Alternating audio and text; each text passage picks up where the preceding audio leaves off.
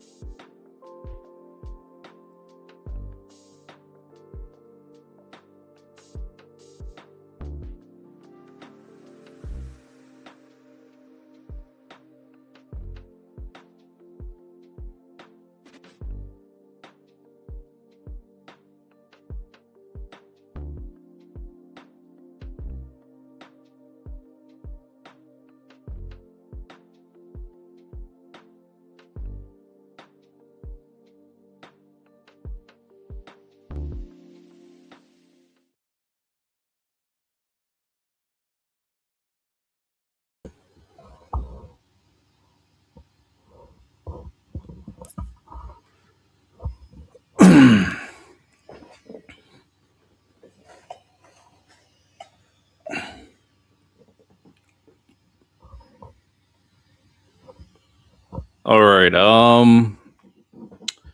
So a couple things I want to go over. I think first things first, honestly.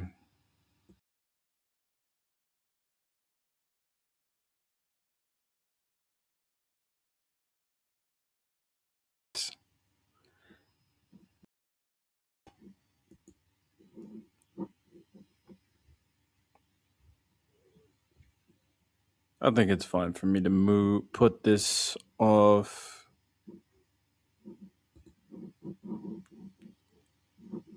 Okay. I don't know if I'll make this a thumbnail, but reaction face.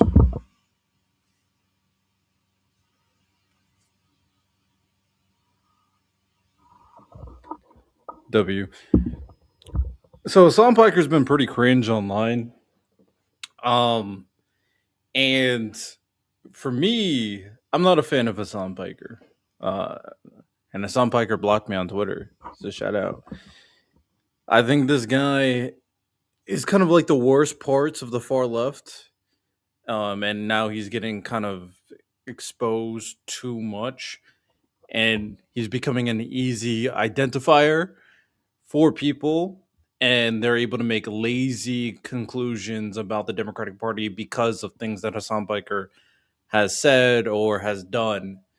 And we know that the MAGA movement is willing to do whatever means necessary to lie, propagandize wrong information about the Democratic Party overall. So the reason why I bring that up is because recently Abdul El Sayed apparently put out a statement in regards to Hassan Piker. Um, so let's look at the statement. It's in entirety. So I believe all Americans deserve the right to advocate for what they believe without fear of violence. I agree with. This is particularly true for communities that have been intimidated for their beliefs in the past. My commitment to Jewish safety is the same as my commitment to the safety of my own daughters. Anti Semitism is a scourge and we need to address it in all its forms. That's a really strong statement to make, immediately indicating that you're not on the side of the far leftists that basically treat Jewish people as demon spawns, even though they're not religious. So I appreciate Abdul Sayed for saying that. Honestly, I really do appreciate it. Um, and I stand against any rhetoric that puts the community at risk. But I want to be crystal clear. Nobody speaks for this campaign besides me and my campaign spokespeople. And while politicians and pundits try to make this race about a Twitch streamer, the Twitch streamer being Hassan Piker, and the fact that he doesn't name drop him is interesting. I have no conclusions. I have no inference to make from that, but it is interesting. We're going to be talking about gas, groceries, good schools, and healthcare because that's what Michiganders keep asking about. It's why I'm fighting to get money out of politics, money in your pocket, and Medicare for all. So his slogan, money out of politics, money in your pocket, Medicare for all. Pretty tight, concrete slogan. So El Sayed very cleanly separates himself from Hassan Piker with this statement. And that's what I appreciate. Now, of course, people are going to ask follow-up questions, and if he does more streams or if Hassan Piker takes photos with him, people are going to wonder, was this a genuine statement or not? Now, you may be wondering exactly why is this statement necessary? Well, because Hassan Piker decided to be edgy and say stupid shit despite him being involved in politics. Now, I'm all for trolls and jokes and memes and all that stuff, but it's one thing to meme and joke, and it's another thing to say you're memeing and joking, but you actually mean what you're saying, but you're trying to disguise it as something that is a little bit more sarcastic. It's like when a racist dude goes out and jokes about black people, but in reality, he's a racist piece of garbage. So let's pull up some things that Hassan Piker has said. All right, here's what I'm talking about. And if Jews in America keep, and you want to know why? Because people don't fuck with Israel any longer. And if Jews in America keep putting this idea out there that they are singularly invested in Israel, eventually someone's going to come around and take action, not against the state of Israel, mind you, but against American Jews. Okay? We're teaching people the wrong lesson. I don't know how people don't recognize how dangerous this predicament is, how dangerous this is for Jews. You're running around basically tying your entire identity to a country that inevitably will be seen as basically Jewish ISIS. And you're saying, as Jews, this is all we care about. You're making anti-Semitism worse. And you want to know why? Because people don't fuck with Israel any longer. And if Jews in America... So this statement right here is causing a lot of backlash, obviously, because from the statement itself, it seems like he is insinuating that if you're a Jewish person in America and you support Israel, then that and therefore you may be harmed, you may be attacked, it might be dangerous for you. You're basically a terrorist, calling them Jewish ISIS. And there's ways to have certain conversations that I'm willing to recognize. Truthful statements like, if you advocate for a specific political position, there's a chance for you to be attacked because there's harmful people out there. But again, there's always context on how statements are made, who's making the statement, and the current political climate. And that's important. For example, when we're talking about trans issues and we got Ennis Cantor's bitch ass pretending like he cares about trans people, but in reality, he's raising an issue that is not an issue, in regards to the WNBA purely to raise his profile, but he's disguising it in a way to make it seem like he's doing this injustice for women's rights. I'm sure you guys seen the clip recently regarding Enes Kanter going to a WNBA game, wearing a stupid fucking shirt, and stepping across the line to, I don't know, intimidate a WNBA athlete. What are we doing? The context matters. Ennis doesn't care about women's rights. He doesn't care about trans people. He cares about his own clout. The context for Hassan Piker is that this guy has been spouting anti-Semitic, anti-Jew, anti-Israel stuff for so long at this point, and he's cultivated a group, a climate of Hassan leftists that are antagonistic to Jewish people. Honestly, you could play a game. I don't even want to say it like that, but you can see some of the things that leftists are saying versus things that Nazis were saying, and it would be 1-to-1. So he's cultivated this climate of this kind of anti-Jewish, anti-Israel sentiment. And now he's trying to fearmonger them, saying, if you're in America, and you're not even in Israel, if you're in America and you're Jewish and you support Israel, it might be dangerous for you, because there are people that are Jewish that support Israel, but don't support Netanyahu and the far right Israeli government. And yes, you can make that detachment. It's just like if you support America and the Americans' principles and America's right to exist, doesn't mean you support Donald Trump, MAGA, and its fascist government right now. It's you support the country's existence, and you could support some of the core values of why the country exists in the first place. So yeah, people like Haley Stevens still believes Israel should exist, but she also does not like Netanyahu and wants to get him out of here because he's making it harder for Jewish people around the world.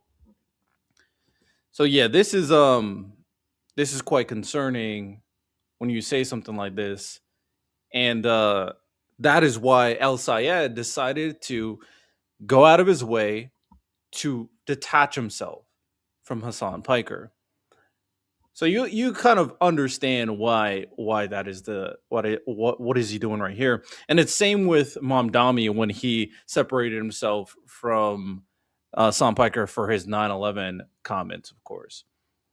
So yeah, Hassan Piker, very cringe, very not base by any means.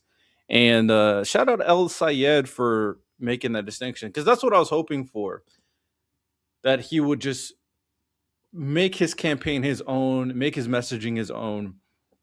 And it doesn't really stop there with Hassan Piker, because for some odd reason, he decided to do this at a, I don't know what this was, but let's listen to this. Unafraid to die.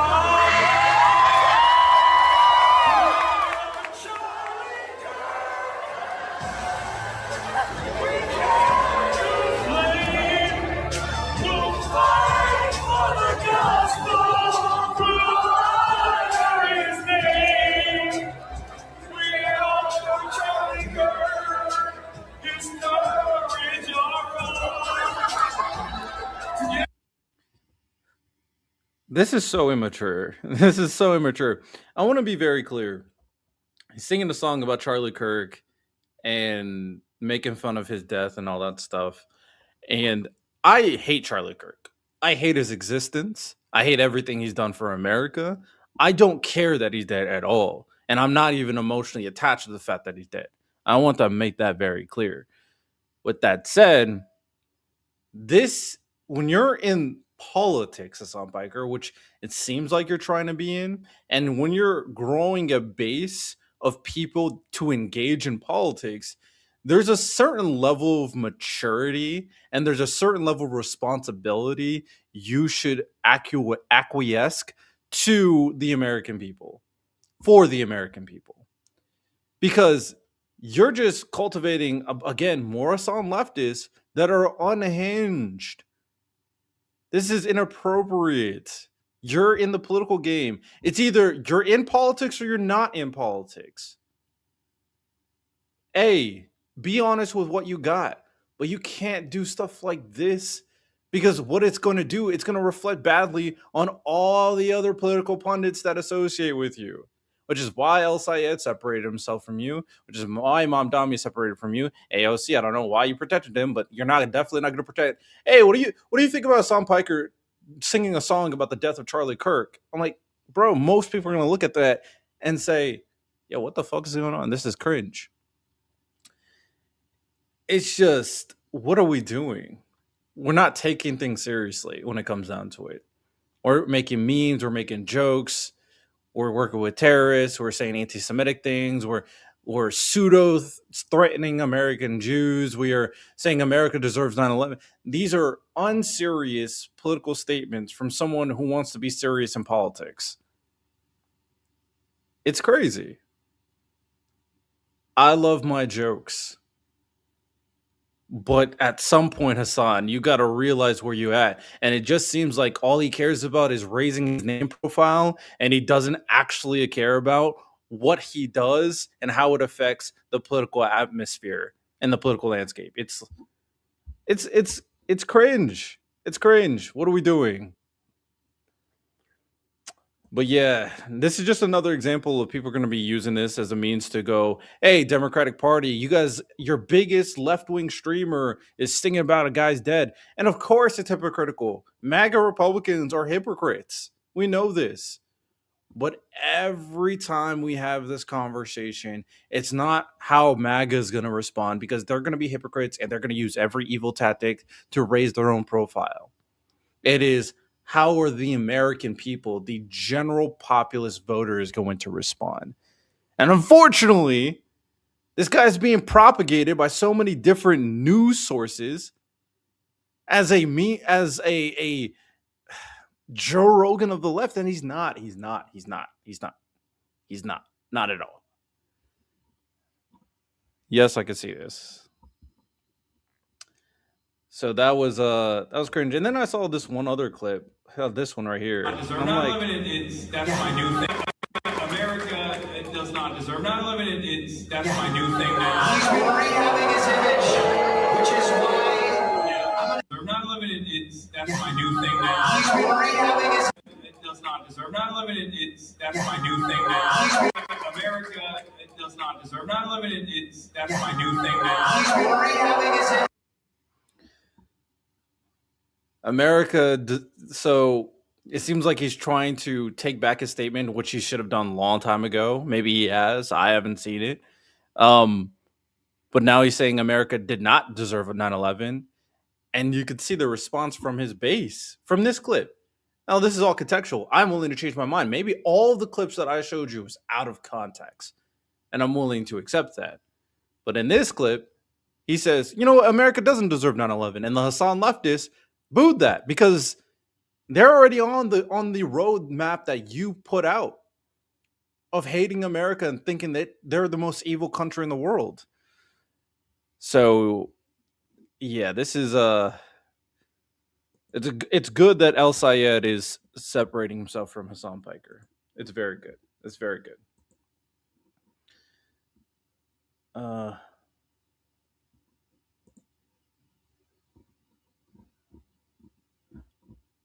Okay. Some other things I wanted to look at real quickly. I'm not going to react to that. I think that was just stupid.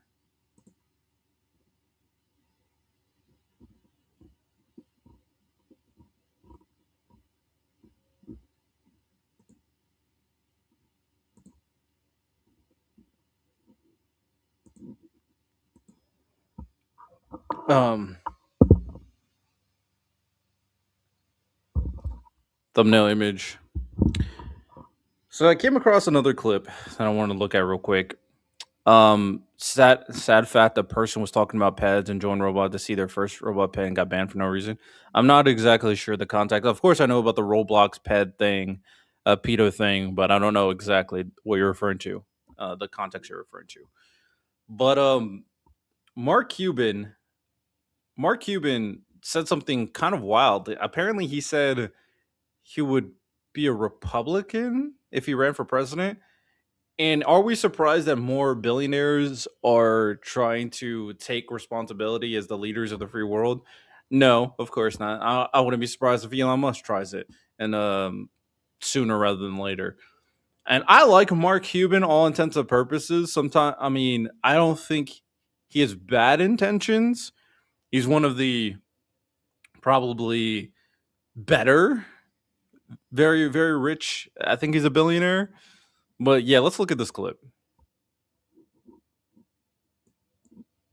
You should run as a Republican. That would fuck them up. Oh, no, that's what, if I was going to run, Yeah. that's what I would do. I can't win as a Democrat, not with Yeah. the DSAs and all that No, shit yeah, there. yeah. Right? And by the way, speaking of Medicare for All, I read Al Said's book on Medicare for All. It's not bad. He has a lot in common with Trump on some of his positions on drugs. But, it wasn't a bad book. But in any event, I think people just look for things that are not what is. They're looking for something different. Right. Yep. Right. Yep. Went from the Tea Party to, So I don't know how seriously we should take the first statement. Do I like it? No, because the Republican Party doesn't exist anymore. Do I understand the sentiment that he's trying to make? Yes. So if I were to take his statement at face value, one, I don't think he plans to run for president. I think this is just like a hypothetical world.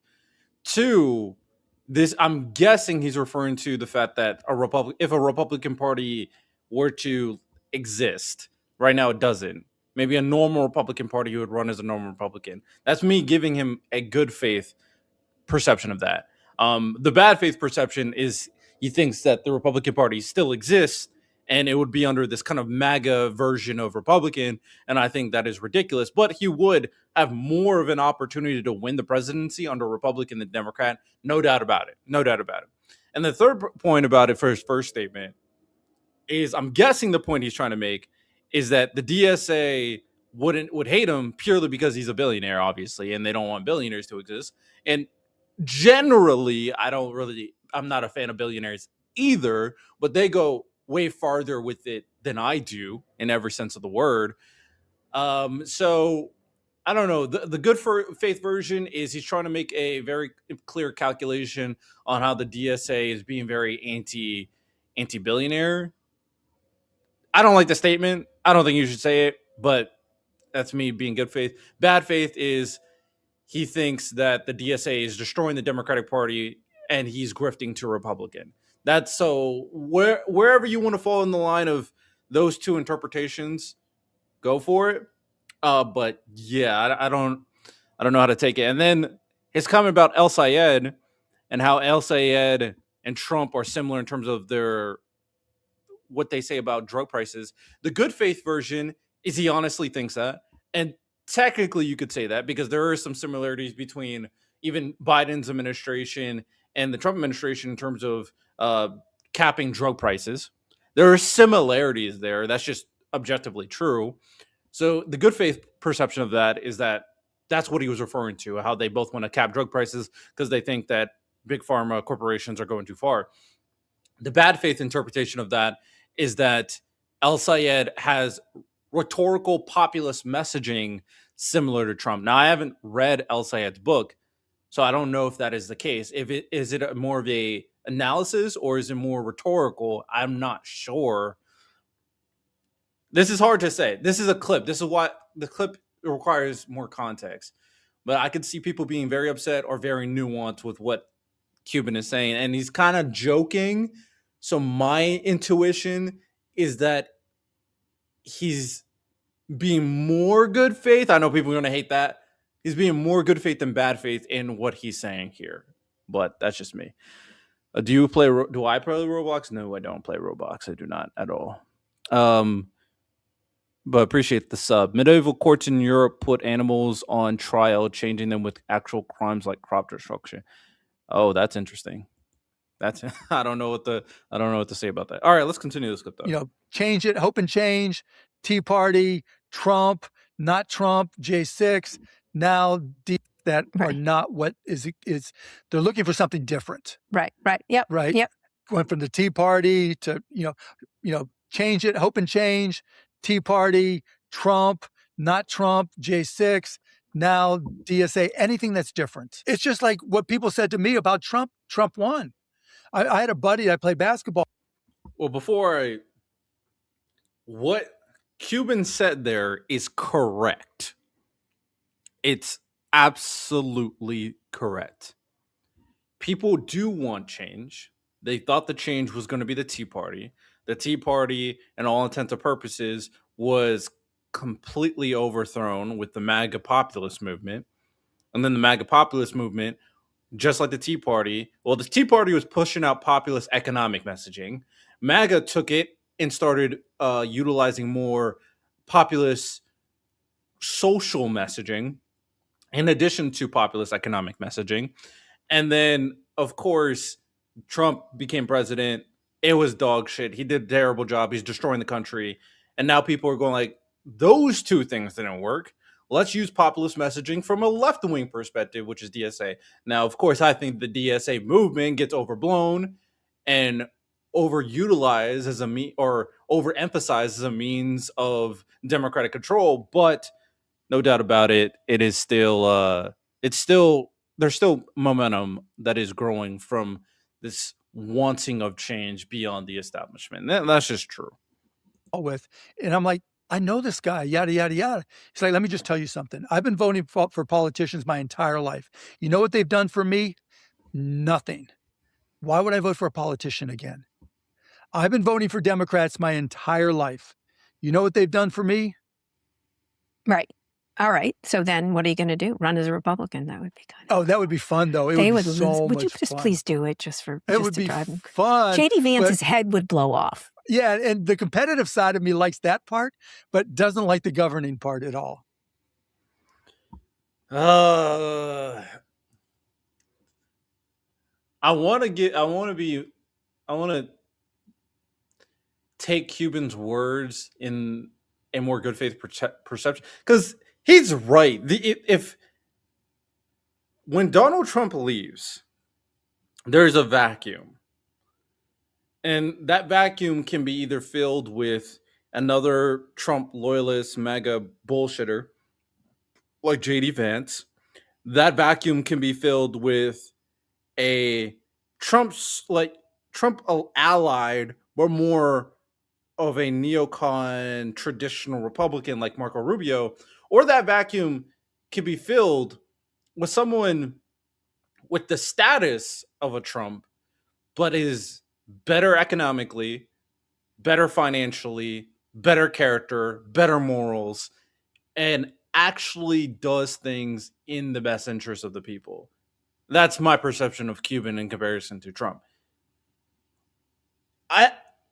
It would be interesting, and it could shift the Republican Party right back into normalcy with a Cuban over a Vance and over a Rubio. It could. That is. I understand the idea. I understand the logic. Of course, people are going to be like, "How could you?" But the reason why MAGA sucks is because the MAGA movement is the MAGA movement is utilizing Trump's cult-like appeal to do this fascist unitary executive bullshit. Now, if you replace that individual with someone who still has all the external traits, but the better character, we're just replacing him with dare I say, benevolent king. I don't want that. I want the Republican Party to honestly get disbanded at this point because they have betrayed the nation. But his calculation is just correct. And that's what I'm giving credence to. But let's not be Republican, please. Card Cuban. I don't like the statement. I think this is inappropriate. I think it was a lazy statement to make. I think you're going to make a lot of people on the left very upset with the idea that you would even consider allying with a traitorous party. I get it. You want to be pro like the top class, but this is bad PR. This is bad PR. This is bad PR. Bad PR. Yeah, I don't like that. I don't like that statement by any means. I understand it. Still don't like it. Still do not like the statement. Okay. So, as a response to the statement, I actually wanted to talk about this before I end this real quick. Mehdi Hasan, who's notorious for, I don't know, I hate his tweets most of the time, unless he's cooking Trump. He responded saying, imagine saying you can't run as a Democrat because of the DSA, which doesn't actually control the Democratic Party, but you can run as a Republican when fascists and white supremacists and election deniers literally run that party. Sigh. So I actually agree with Mehdi here. Surprising, even though I don't like what a lot of what Mehdi is saying, it's brain dead to think a normal Republican Party exists.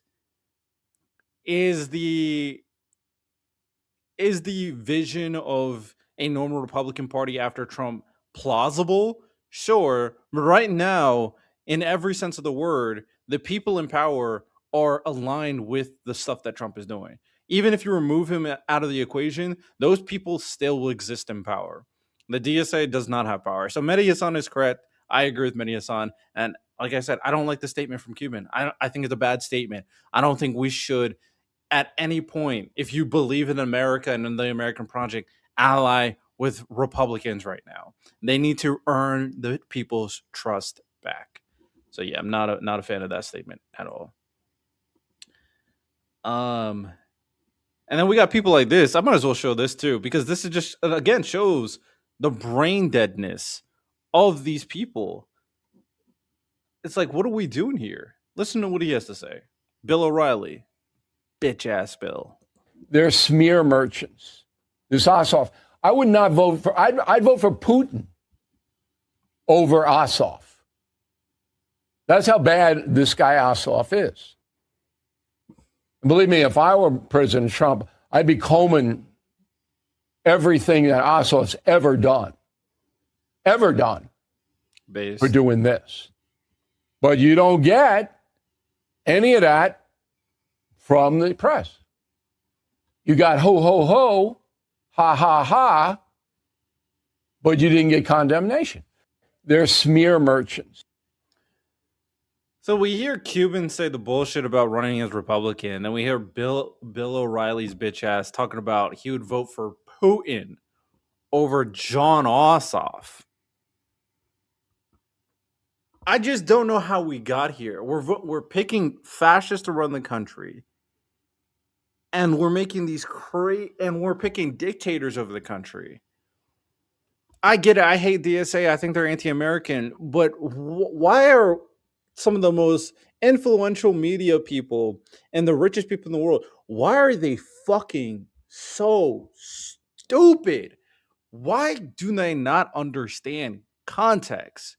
Why can't they make simple calculations on what is happening in real life? You're just making things worse when you say that you would vote for a fucking Russian dictator. What? It just upsets me. That's why a lot of people want a new vision. They want a new outlook. They're done with all these old fossils that keep on wanting to fuck over this country for superficial reasons. They're tired of it. It's pathetic. Okay. I did want to look at this. So,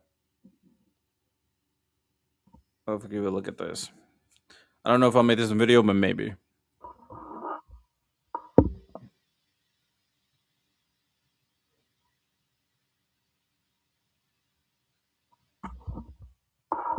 Thumbnail. So there's a lot of hoopla and conversation that happened recently involving Akeem Jeffries and Jared Kushner. Now, if you don't know who Jared Kushner is, he's a very, very bad guy. I think I have a whole video. I definitely talked about him on my podcast episode, but the quick rundown is Jared Kushner is a family member of Trump. He's been helping Trump for a very long time and helping increase his wealth, him and his family's.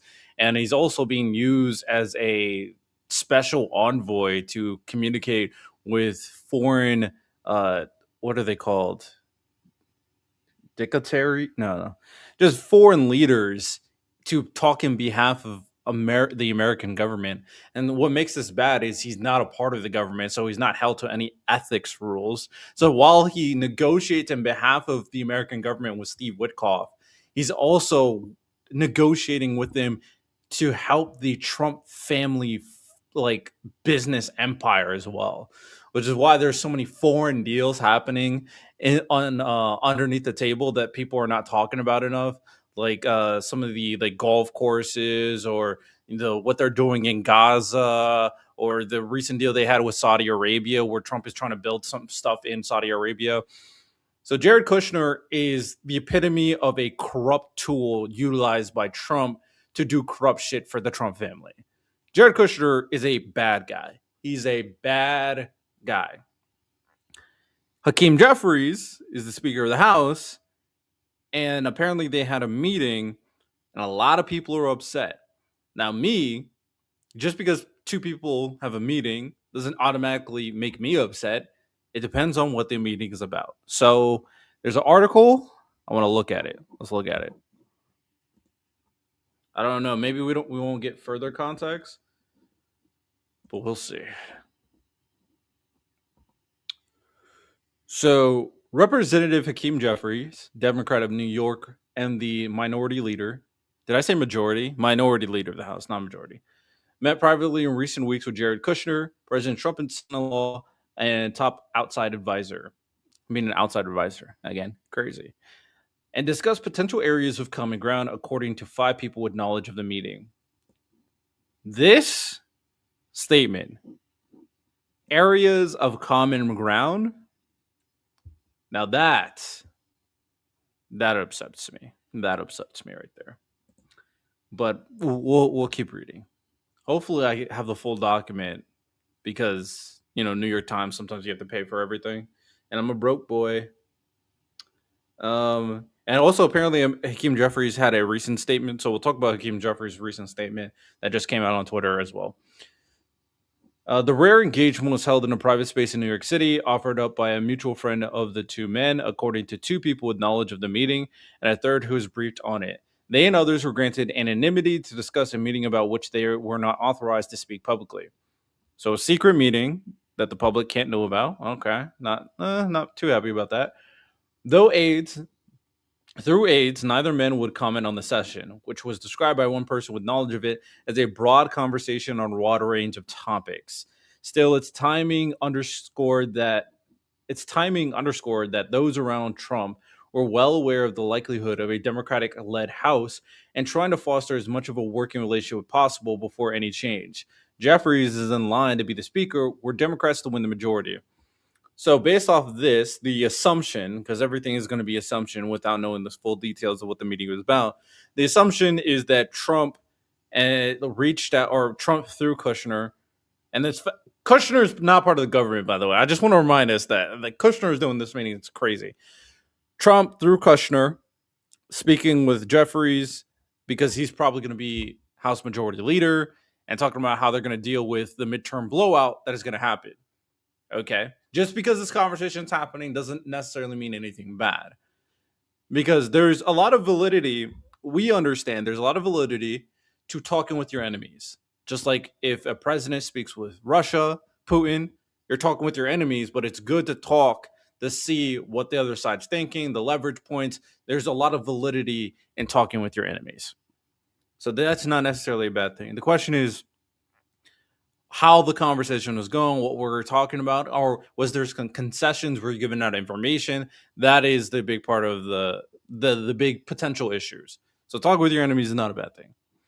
Democrats and the president have been savaging each other on the campaign trail with increasing fury as the midterm elections approach, and as Republicans are fighting to retain their thin House and Senate majorities. Trump has called Jeffries a thug, and at a May campaign event referred to him as low IQ person.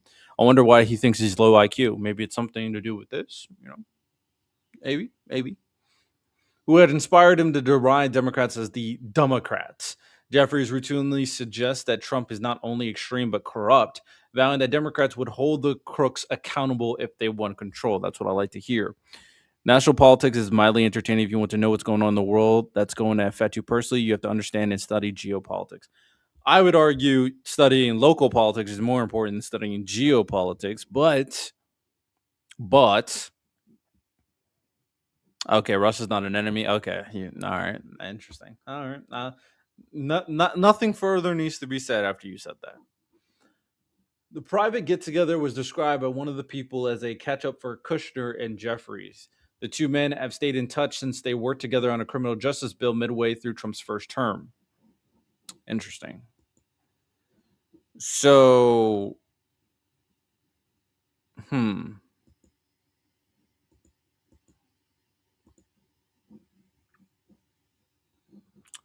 um, actually, can I move this?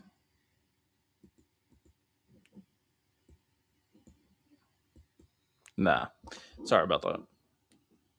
So the private get together was described by one of the people. To the two men have stayed in touch since they worked together on a criminal justice bill midway through. When you say something like this, it does seem like you're insinuating they're buddy buddy. And I can't confirm or deny that claim. So I'm going to leave it at that. During the recent meeting, the pair discussed housing, immigration, and the high cost of living as potential areas of common ground.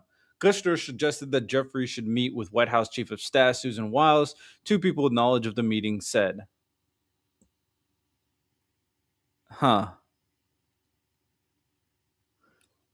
Kushner suggested he speak with the Chief of Staff of the White House. See, I don't like that. The likelihood of any compromises between the White House and Democrats on those issues seem remote. Trump this year refused to sign a bipartisan housing bill, in part because he said it was Warren-centric, referring to Senator Elizabeth Warren of Massachusetts, his top Democratic champion. And he was repeatedly expressed openness to a deal with Democrats on immigration, only to back away from any such agreement. He says he successfully lobbied Republicans to ban a bipartisan border security bill in 2024. White House officials and aide to Kushner did not respond to messages seeking comment. In his statement, Jeffries did not acknowledge the meeting, but suggested that the only way Democrats would cut deals with the administration would be if Republicans were willing to come their way on a cost of living issues, his party's top priorities. Throughout this Congress, Republicans have adopted a my way or the highway approach to governing that has failed the American people, he said. He added, in every conversation that we have with the Trump administration, we'll continue to make it explicitly clear that the affordability crisis is not a hoax, and nothing short of transformational policy change is acceptable. We are fighting for an affordable America. The question is whether Republicans will join us. Interesting. Well, wait till you're paying $10 a gallon for gas and the grocery store doesn't have food, and you think geopolitics are more important. I'll never think geopolitics is more important than local politics. Local politics is the most important politics to the average American. Geopolitics obviously is important generally. I know how geopolitics work, buddy. Russia has never attacked or threatened the United States, therefore it's not an end. Consult a dictionary. Based. Mr. Kushner, who worked as the senior West Wing advisor in the president's first term, is no longer formally part of Trump's government. No longer formally, because he doesn't work for the government. He has been deeply involved in the president's efforts to resolve the war with Iran that Trump began, to force a ceasefire in Gaza, and to bring an end to the Russian invasion of Ukraine. He and Jeffries also met last year, according to people with knowledge of that conversation. The meeting came as early as all polls revealed Republicans to be at a disadvantage in the midterm, to show how members of Trump's inner circle is digesting what a Democratic majority next year would look like. Should that happen, Jeffries was under intense pressure from progressive to use his power as a check on Trump, including through aggressive oversight. Kushner is frequently consulted by a number of Trump's advisors, and he's told people that by anything bipartisan is to get done with Congress. Jeffries is the most serious person among Democratic leaders, while he has said is the most serious inside the West Wing. With Republicans in control of both chambers, Trump is mostly steered around Congress in his second term, trampling its power and prerogatives.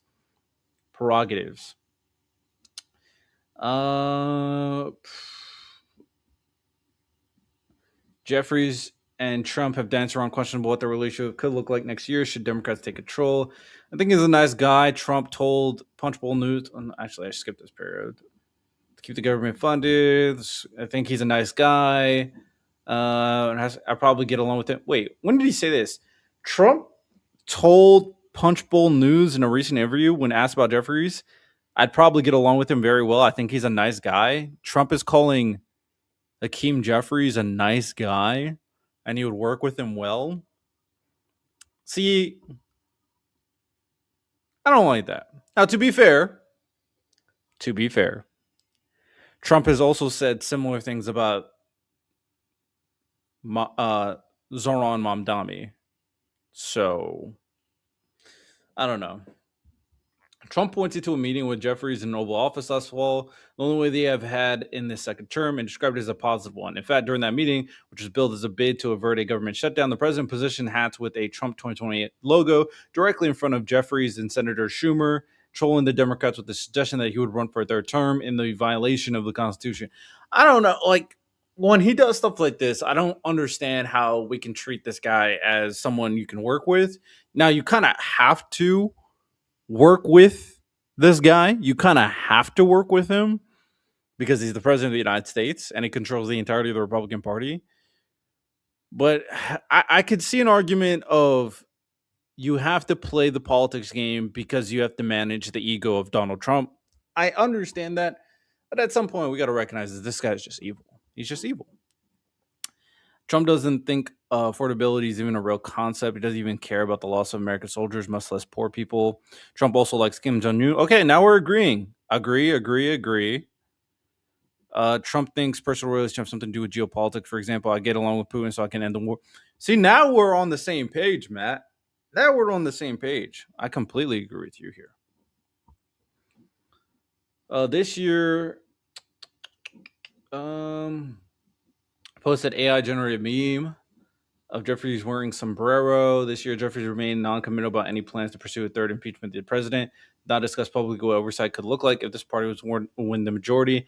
Not ruled anything in and not ruled anything out in terms of accountability. We got to make sure we continue to get rid of toxic Trump cabinet secretaries. PK says, in my view, should be next on the list. Now, I like this fucking statement.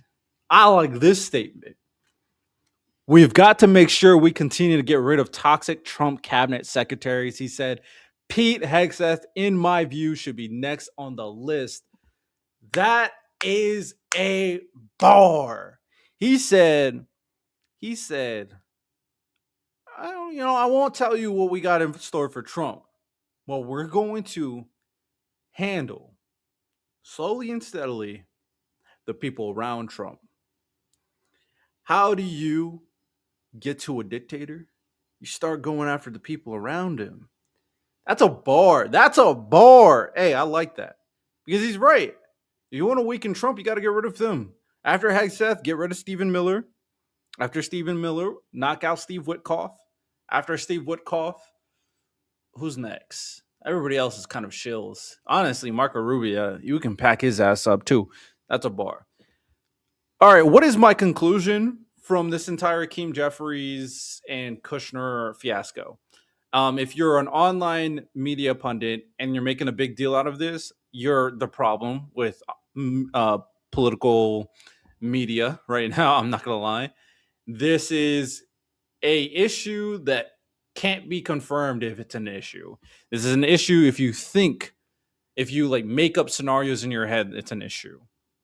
The truth is, you have to talk with your enemies. The truth is, you have to play the politics game. And the truth is that negotiation and information acquisition from the people on your opposing side is all necessary when it comes to something as complex as running a government.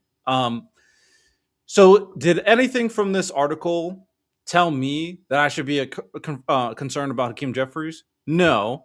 I don't like his relationship with Kushner. I don't know. I don't know what to make. It's not that I don't like it. It's more so I don't know what to think about it. I don't know what to think about his relationship with Jared Kushner. I would need more context to come to a conclusion. But from statements that he has said, he's called Trump corrupt. He's tried to, him and the Democrats have tried to impeach Trump twice, failed. And he said that he's going to go after Pete Hegseth. And he said that, if the Republicans want to fix the issues for Americans, they should. And these are just good statements to make. These are just good. So, yeah, I think a lot of political people online are just doing a disservice to the complexity behind a meeting like this. But I still don't like Kushner. And I'm going to leave it at that. All right, what are you saying here? The Democrats going to take the House and the Senate, and they're going to do impeachment proceedings that will be successful in the Senate, and Trump is not going to last out his last term. it would be successful if the Democrats get enough wins in the Senate. 100%. Will they get enough wins in the Senate? I don't know, but it's very possible. Ohio's looking good. Of course, Georgia's good. Iowa, interesting. Alaska, interesting. So we don't know. You probably don't think you agree with me because of comments I made about the Russian Federation. Let me ask you a question. Do you know anything about Putin? What is his middle name? Do I need to know someone's middle name to have thoughts about Putin and Russia? Do I need to? Apparently, I also need to know his college degrees and who he killed in the KGB to have opinions on Putin. I didn't know that was a requirement. This is good. This is like good Russian propaganda talking points. Do you really know this guy? It's like if someone from Nazi Germany was going, do you know Hitler's middle name? Do you know what he wrote about in Mein Kampf? Do you know the art that he was making? No, I don't need to know any of that shit. No, I don't. I don't need to. I'll give you a hint. I'm pretty much of a geopolitical expert. Congratulations. And I regularly study every day the top dozen or so geopolitical analysts in the world, as well as hey, I love to see it. Stephen Miller is a huge problem. We get you there. So it seems like we probably vehemently disagree regarding Russia. I don't know where you're from, so I won't come to any conclusions. But I respect the knowledge, and I would appreciate the knowledge. I don't accept the terms of needing to know Putin's personal life to critique Putin and his relationship with America. But I respect some of the points you're bringing up. Kushner's in bed with Qatar, Saudi Arabia, and Israel make profits for his family. Oh, see, we agree there as well. I guess the only disagreement we have is with Russia, which is, interesting. Okay.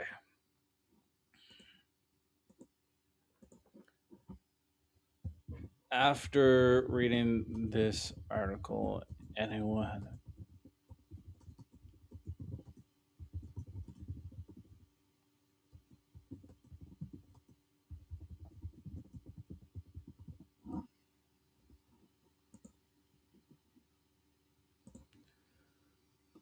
All right, that's all we got for...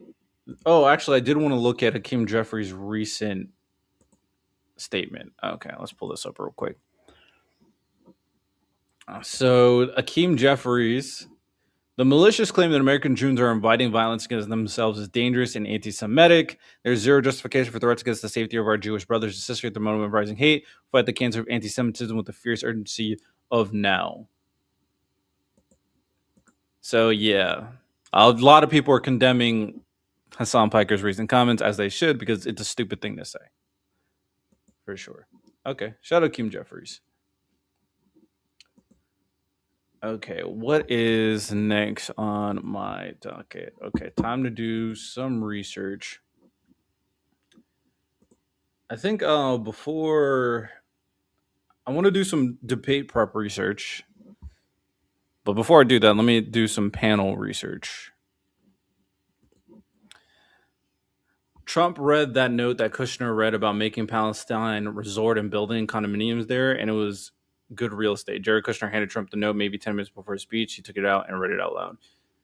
Oh, yeah, for sure. I already knew that. I try to tell people all the time that the reason why the stuff with the border peace and the stuff with Gaza, all it is Trump trying to make a deal with Israel to basically build Las Vegas and Gaza. They do not give two shits about the Palestinians. Okay.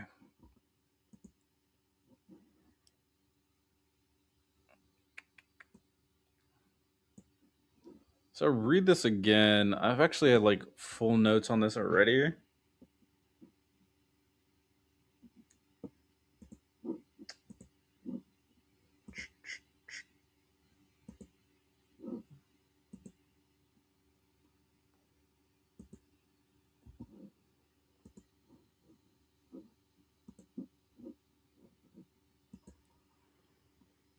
Okay.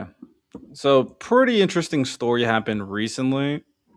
And I won't use my video screen. I'll use this one instead.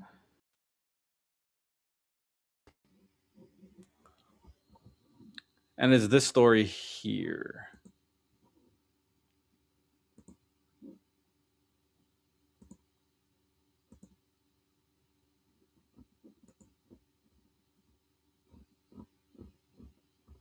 Okay.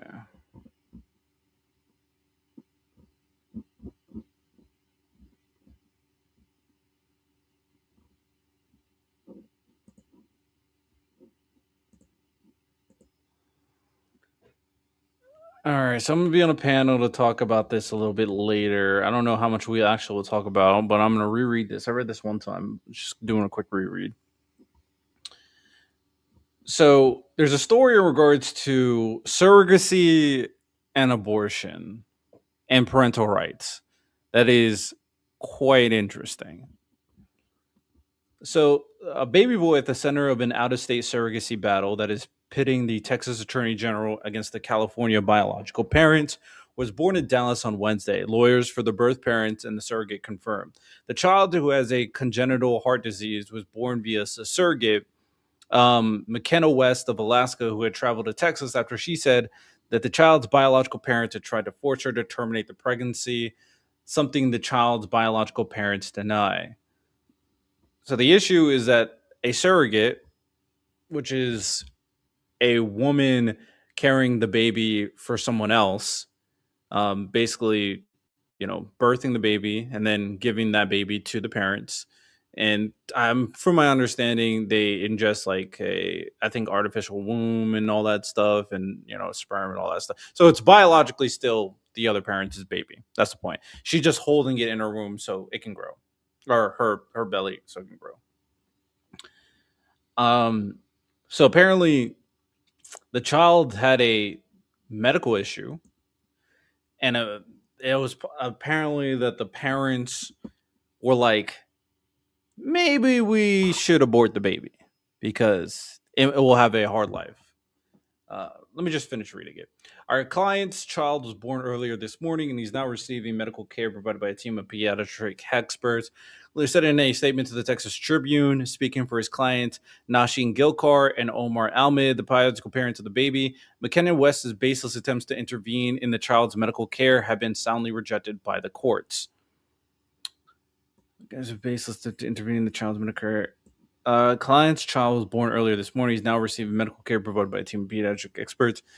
Statement speaking for his clients, Nasheen Gilkar and the biological parents. So this is the biological parents, Nasheen and Omar. McKenna West's baseless attempt to intervene in the child's medical care have been soundly rejected by the courts. McKenna West is the surrogate mother. McKenna West surrogate.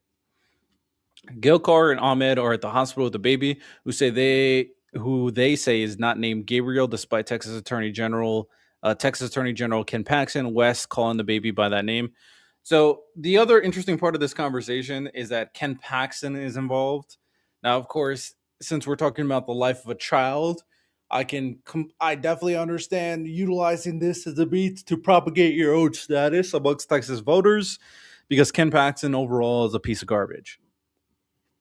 The couple's attorney said the baby is receiving medical care to accuse West and Paxton of turning a family tragedy into a political theater. Ken Paxton, definitely. I don't think he gives two fucks about this baby. McKenna West, no idea. Our client's only focus at this time is ensuring that their baby receives the medical care that it vitally needs, and they, as his parents, are able to spend every precious moment they can with him. So that's another interesting part. Actually, let me get my notes.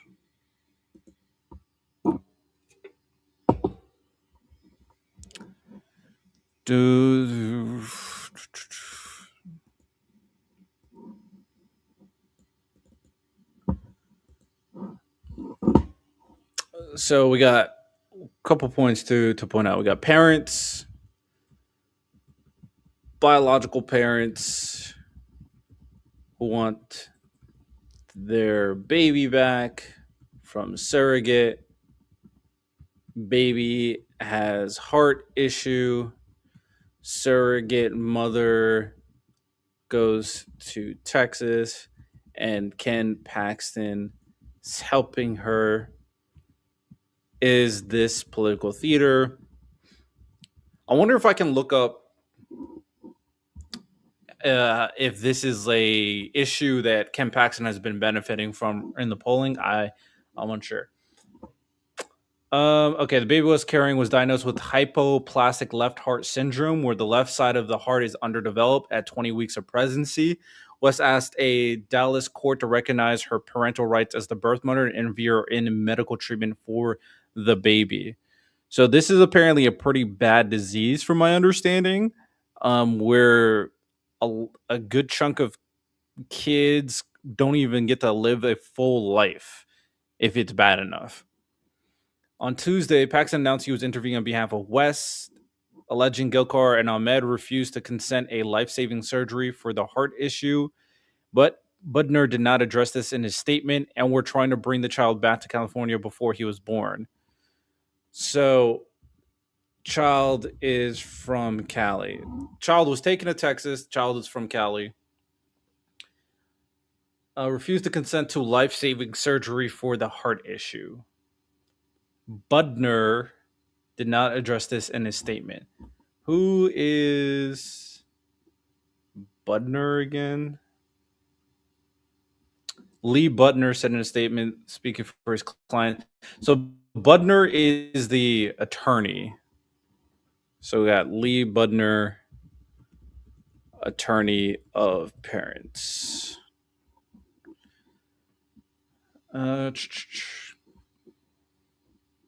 So life-saving surgery. Did parents deny child life-saving surgery? Question mark. Ordered that the child being given life treatment upon birth and the child must remain in Texas. Okay, so we got a Dallas judge making the declaration, says child should get life-saving surgery. So we don't know if the parent, as of right now, the parents, we don't know if they want to give him life-saving surgery. The judge ordered that the child receive life-saving surgery, and the child remain in Texas, So the crazy part about this, a surrogate mother takes the child to a different state, and a judge orders that child stay in Texas, even though the biological parents don't live there. Kind of crazy. In a separate order, the judge also granted the biological parent's request that prevents West from making any medical decision for the child and representing herself as the child's mother, reinforcing the couple's rights to the parent. So, judge also recognizes biological parents' rights for child. So that's an interesting one. The hearing is scheduled for tomorrow, August 25th.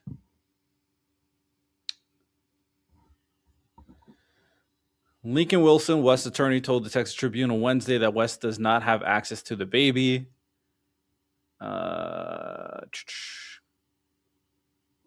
So Lincoln Wilson,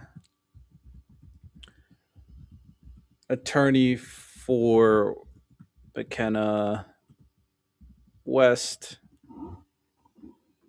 Wilson said West began her surrogacy journey when she matched with Gilcar through Connecticut-based worldwide surrogacy specialists.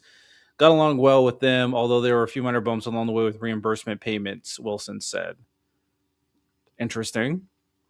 The relationship deteriorated. The couple forced West to get an abortion following the baby's heart condition diagnosis. So, did parents ask West to get an abortion after heart diagnosis? She described it as a fear because basically she was going to be asked to do something to the child that she carried that was fundamentally offensive to her, and she couldn't imagine ending the life of the child that she carried inside her. The question I have is, if you're a surrogate mother, do you have the right to an abortion? I guess or what I mean by that is, do you have authority over whether an abortion happens? Because we got three very interesting actors here. So it's like abortion, parents' rights over child, West's rights over body, child's rights over their own life. So it's a weird conversation, because who has authority over what happens?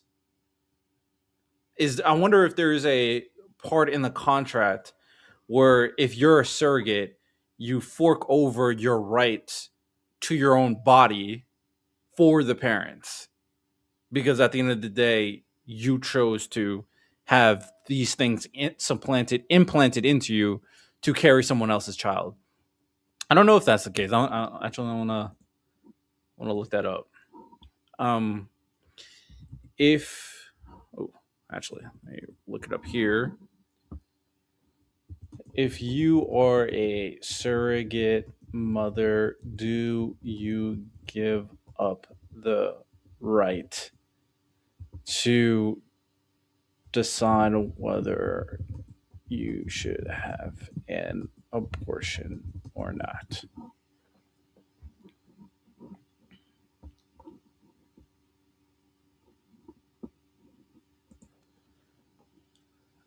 Okay. So in this AI response, in many U.S. surrogacy contracts, the decision to terminate pregnancy or perform selective reduction typically made by the intended parents, not the surrogate, and this can mean the surrogate's personal choice over the contract of state law. But it's based on state law. Interesting. Okay. Let's move to this document. If you're considering becoming a surrogate mother, abortion may be one of the pressing topics that you have on your mind. In fact, it will be a procedure discussed at length before you finalize your match with the intended parents in a legal surrogacy contract. To get more information about how the terms of abortion may fit into your surrogacy contract, contact blah blah. An ideal situation terminate never has to occur. Blah blah.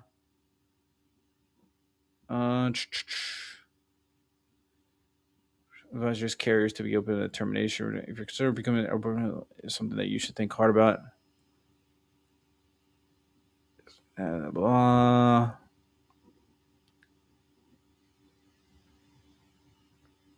Preferences. So it has to be something you agreed upon on your contract. So we have to. It really just depends on the contract she made with these parents.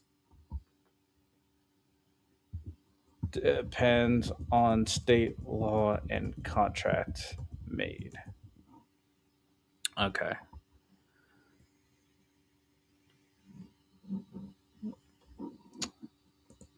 All right, let's go back to the article.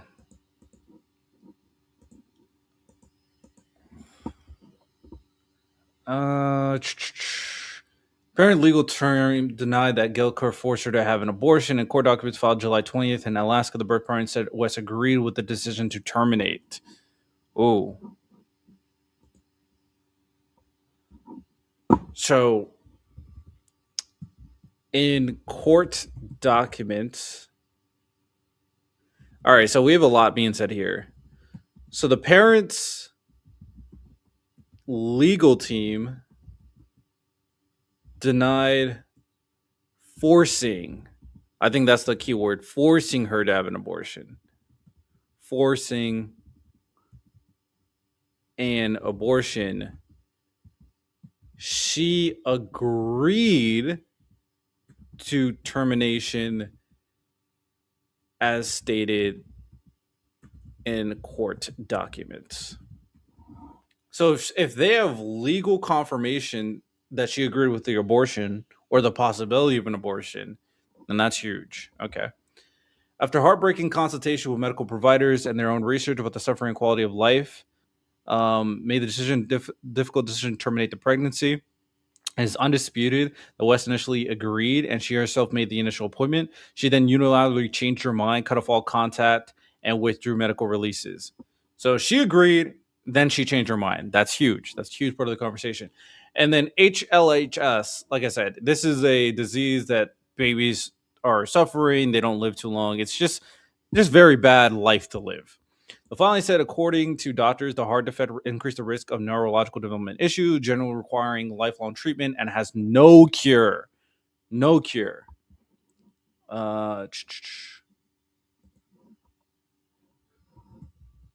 lifelong treatment doesn't live long, no cure. It's like I'm just going to be suffering my entire life, basically. So, to the child's health by deciding on our own whether to deliver and she refuse important medical testing to assess for other abnormalities. Doctors need those results to plan for procedure after he's born, the filing said. Another very interesting part, West risking child by leaving. According to Wilson, West said her brother guided her through the dispute and suggested she could adopt the baby if she did not want to go through an abortion. With this knowledge, West decided to carry. She got legal advice from her brother. West got legal advice from her brother. Is crazy. Gilcar and Ahmed's attorneys say that the couple had already decided to see the pregnancy through to delivery. So parents decided to see it through delivery. The biological parents consulted with specialists in Los Angeles, Dallas, and determined that their chosen course of action was to have West deliver in California, and the baby, who they call Rumi, would then begin lifelong treatment. So they're going to go lifelong treatment. West is harming Rooney by relocating to Texas. Do they really? If she didn't leave, would they probably still have the abortion? I'm guessing probably. I'm guessing they probably would still have the abortion, to be honest. But I don't know. Because it's hard to sell. All right, it's hard to sell. She's trying to save the life of the baby, and they're trying to abort the baby. It's like,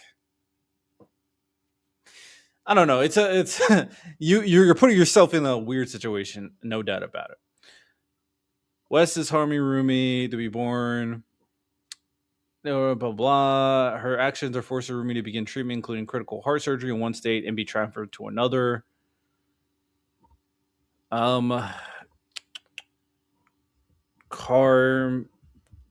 me put this in my notes. Critical heart surgery and transfer. The rightful parents, scaring as a scare, appellate court rejected West's request to stop the trial court judgment from taking effect. West seek legal protection in Texas because the state's family laws recognizes anyone who gives birth in Texas as a legal mother.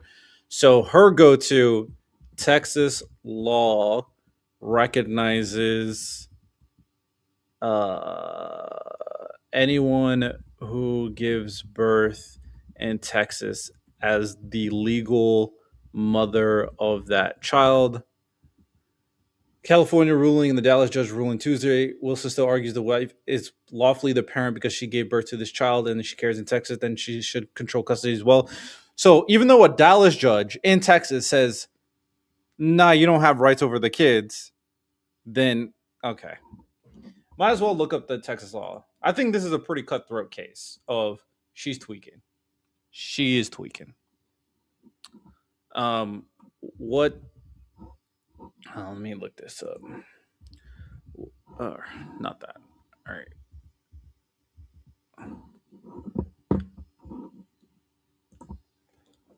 What does Texas law say about surrogacy and legal motherhood?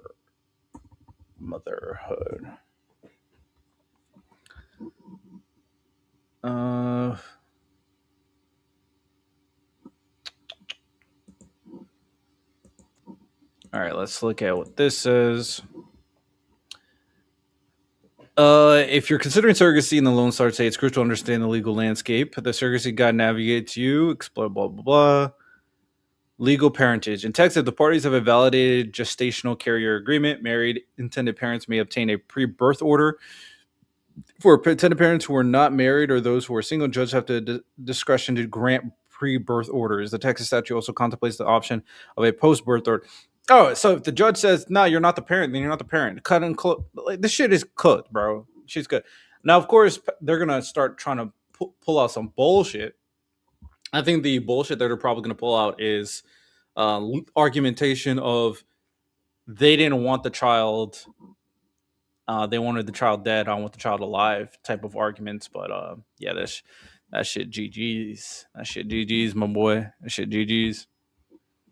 All right, there's a couple other things I want to look into as well. All right. All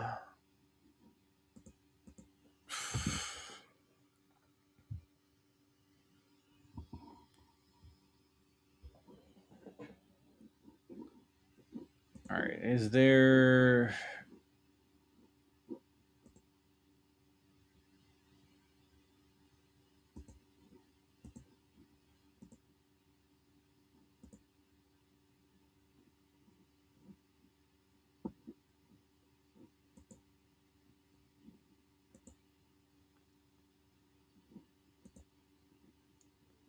okay? So another thing that I need to prep debate prep for is a debate I'm having. The Democratic Party has failed Black America. That's what I need to talk about. All right. Democratic Party. All right. Well, all right. This time I'm going to do my notes for this.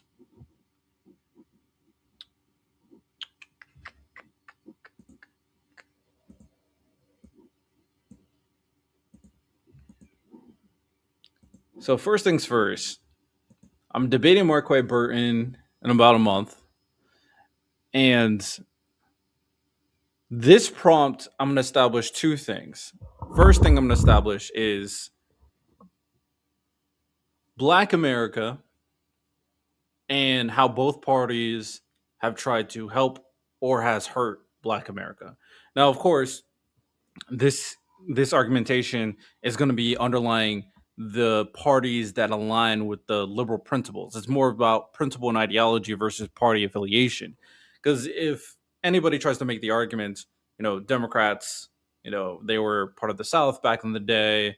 Republicans, they freed the slaves. That's all bullshit because Republicans clearly are just the Democrats of today. We all know this to be true. Anybody else saying otherwise is making lazy arguments. So I'm trying to find a period to go back to. Very clearly, we'll make the 2000s a very clear distinctive line. Right? I think since the we'll start with the 2000. All right, what's some important periods where it's like unnegotiable? So there's a couple of things to do. Israel versus Israel based. Obviously slavery. Are you a Zionist? Your title says yes. Am I a Zionist? No, I don't really care for all that. But I'm guessing you're a Hassan fan. So your bitchin' says yes. Slavery, Jim Crow. No, I'm not. All right, then I apologize. See, I'm grown. All right. Actually, I mean, I'm not even talking about Hassan anymore. I already did the Hassan stuff a little bit earlier, so I should probably change the title. Debate prep for versus Marquette Burton.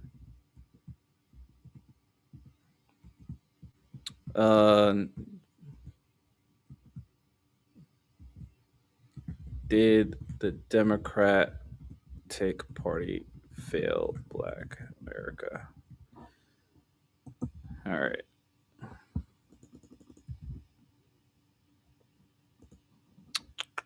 Let's change the title.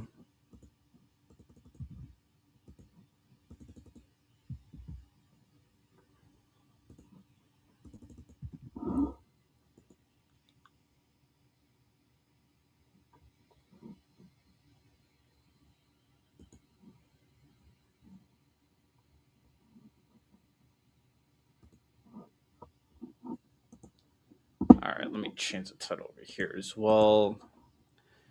But I don't accept the gatekeeping for pro-Zionist control, and that is what the whole denounce Piker's comment is about. I mean, the whole denounce Piker comment is Hassan Piker talking about how American Jews are inviting violence against them, and El Sayed is making a very clear calculation that no, I don't co-sign that bullshit. That's it. That's it. That is it. It's amazing that the DNC and the capitalists can still push this and get some traction from some people.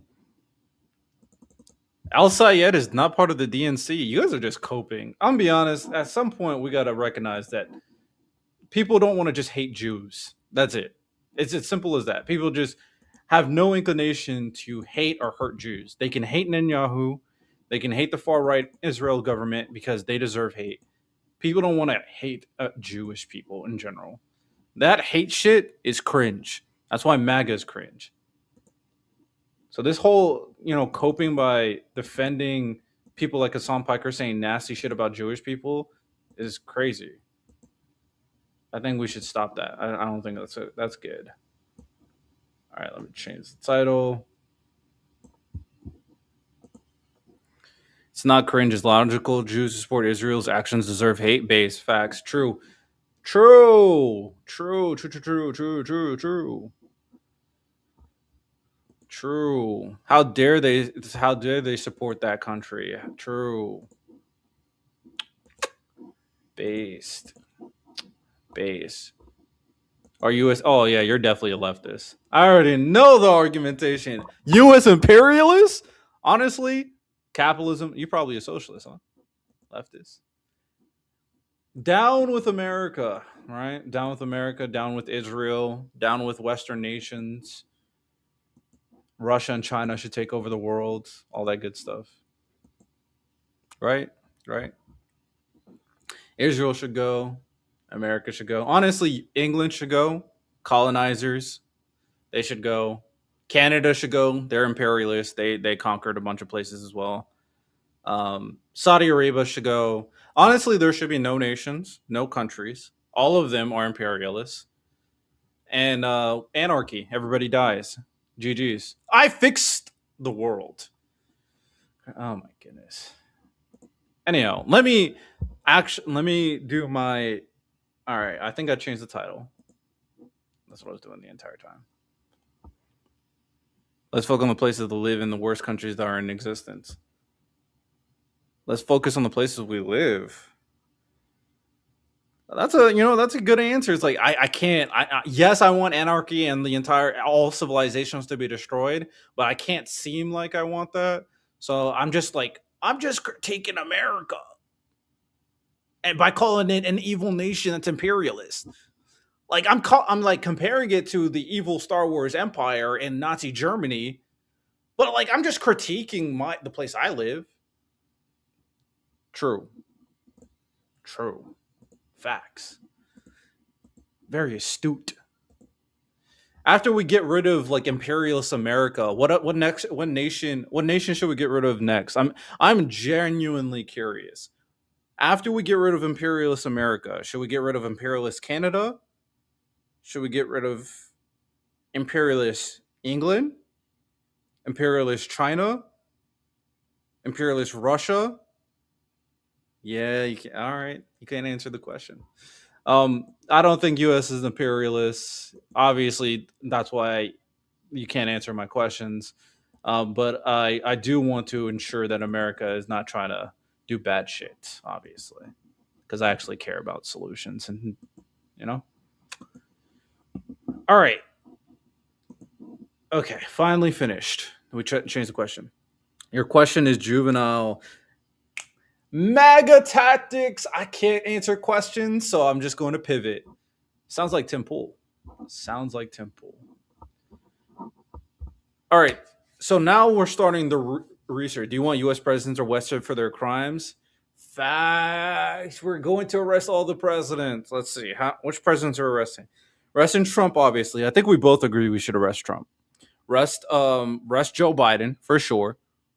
Definitely arrest Joe Biden. Then arrest Obama, for sure. then arrest. Honestly, arrest the Clintons 100%. Honestly, arrest every single president that's ever lived.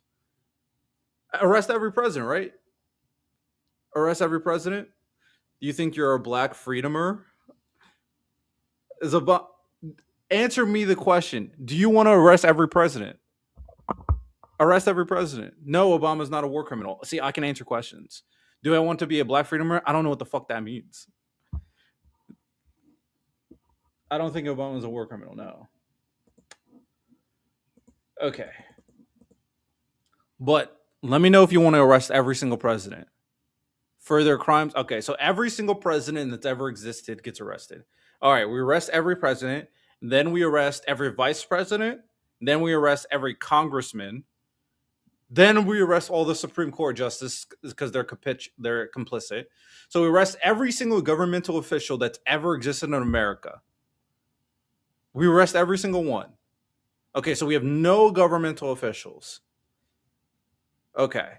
Now we have to arrest other countries' imperialist war criminals.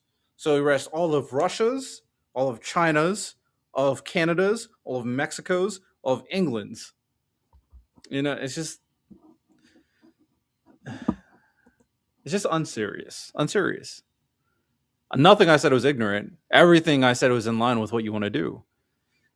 Everything I said was in line with what you want to do. Bombings. I'm talking to a very chatting. See, you're the one who can't answer my questions. It's like the same type of argumentation. Same time. When you're in war, bombings happen. Is it bad? Yeah, it's bad. That's what war is. War is not good for anybody involved. It's bad. That's why we want to stop wars. I'm pro stopping wars. I'm pro stopping terrorism. But then when I ask you if you want to have general broad claims to apply the worst type of punishments based off your general perception of what a war crime is, then that logic applies to every leader that's ever existed.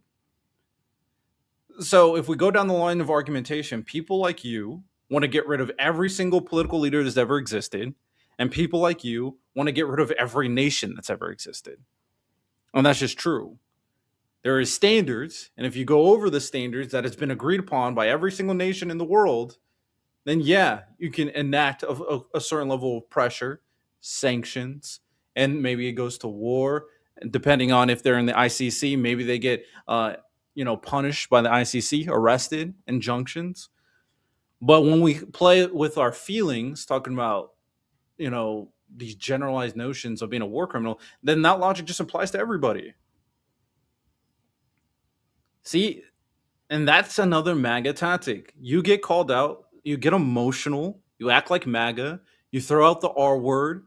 It's like, hey man, I'm edgy. I'm just going to call you something that everybody calls everybody on the internet. Oh my God, I'm so edgy. I know so much, even though I'm basically advocating for anarchy.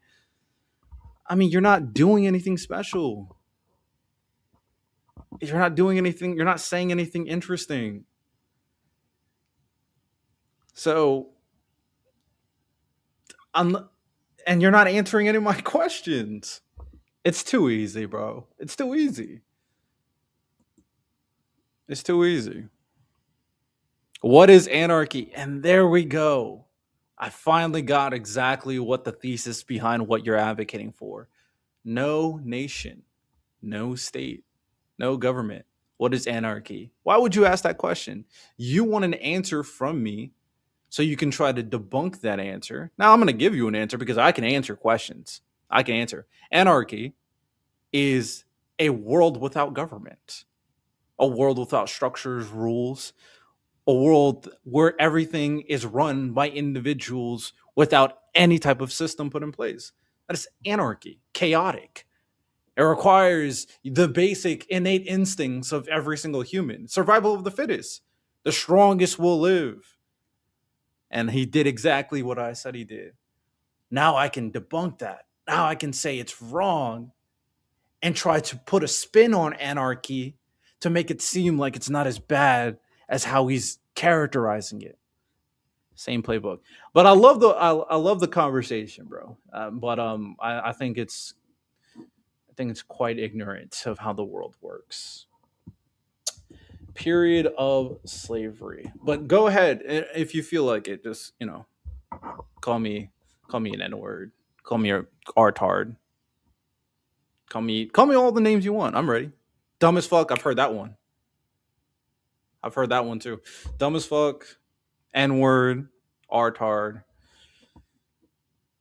Might as well. It's freedom of speech. Shout out Kick. Anarchy is a system of organized government. Based. Sure. I mean, as long as we got to the through line of what you actually believe, which I knew that's what you believe, but I just wanted to get it out of you. And I got it out of you. So I did my job. Like Native Americans.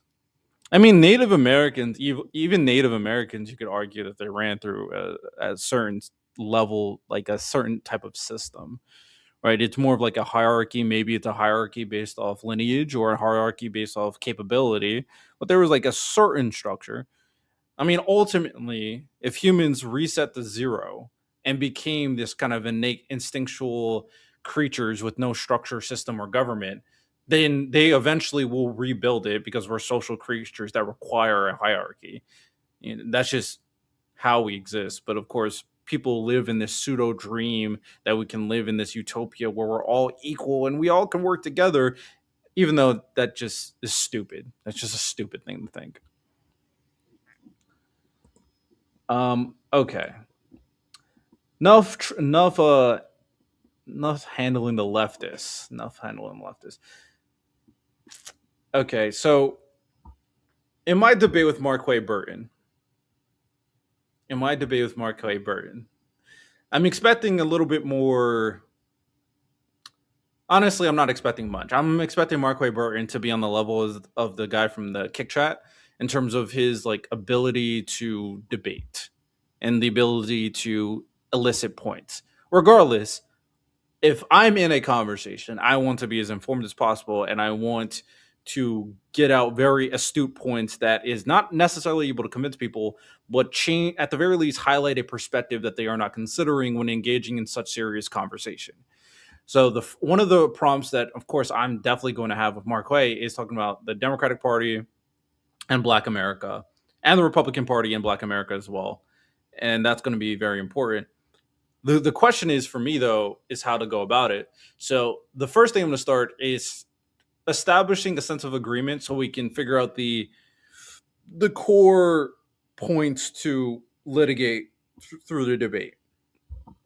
So things that we can clearly agree on is that the Republican principles, the current Republican Party, the past Democratic Party, these people were very clearly antagonistic to Black people. So we can very clearly put out the slavery period. So let me get a timeline so I can kind of rule out the periods immediately. When was the slavery period? So the 17th and 18th centuries. So I can very easily okay, we agree all the way up to the 18th century, end of slavery, Republicans / past Democrats were bad for Black people. Now, if he goes like, oh yeah, Democrats were bad for Black people, then I'm beyond. We understand. Then we're gonna have to go to the party switched. You understand that the Democrats that represent the Democrats and who they represented is the exact same people who the Republicans represent now. South, rural, white. You get that, right? And they do not embrace liberalism. You understand that. So we'll have that sense of agreement. If I have to bring up historical record and principle difference, then I will. I'll just put this in my notes. Actually, I'll just write it here so I can look at the camera while I write my notes.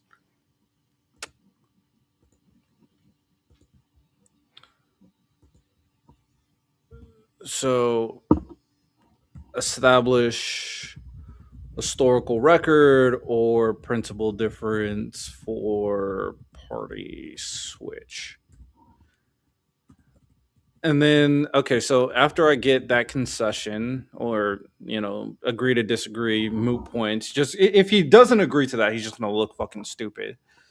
Then we move on to the next point that I want to articulate, which is the civil rights period.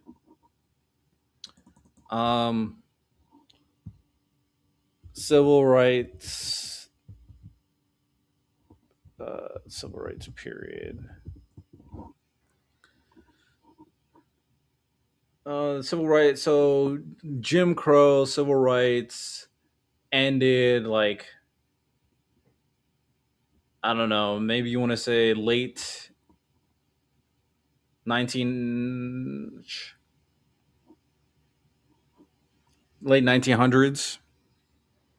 Maybe you want to say that mid to late 1900s. Because I really don't want to get bogged down on like very obvious points. So that's why I'm just trying to find like concrete periods.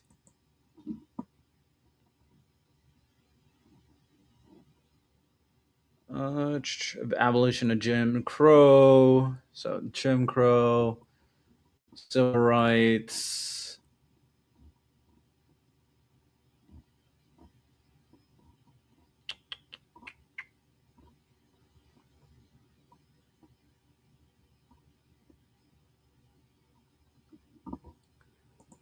All right, so let's Jim Crow period. Jim Crow and civil rights.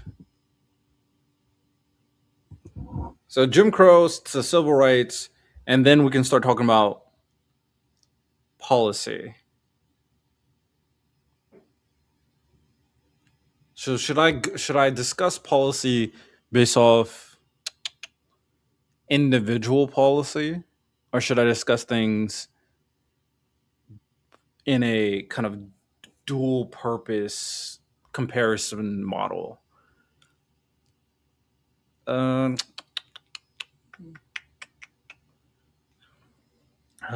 me think.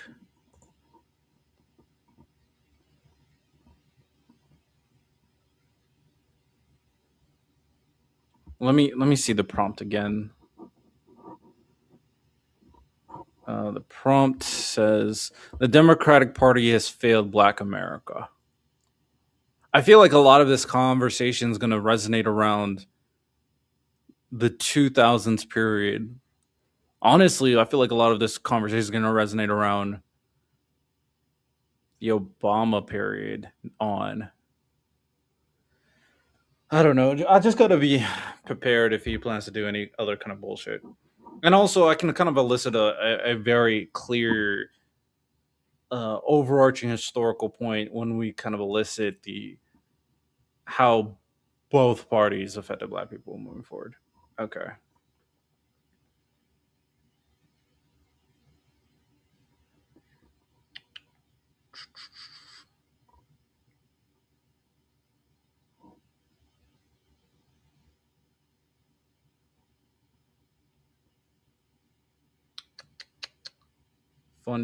Founded the Southern Christian Leadership Conference.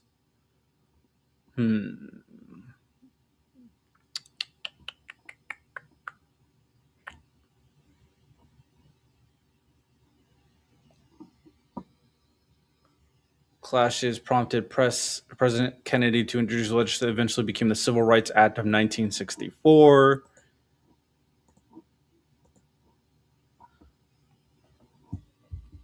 Voting Rights Act, Civil Rights Act of 1964. So obviously these are things that Democrats are in favor.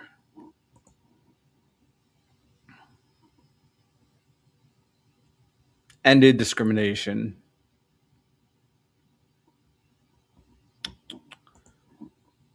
All right. Okay.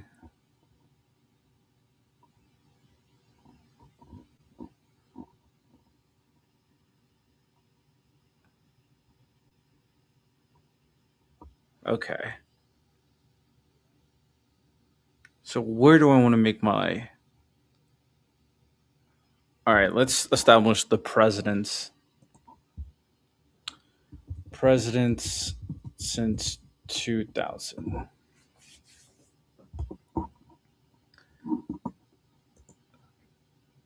So we got George W. Bush, Obama, Trump, Biden. Okay, so it really starts with George W. Bush. So I think 2000s is a good place to start. So Voting Rights Act. Then we got period 2000s. Should I talk about the 90s and the 80s? 70, 64, the 70, 80s, and 90s. Let me see the presidents of those periods as well.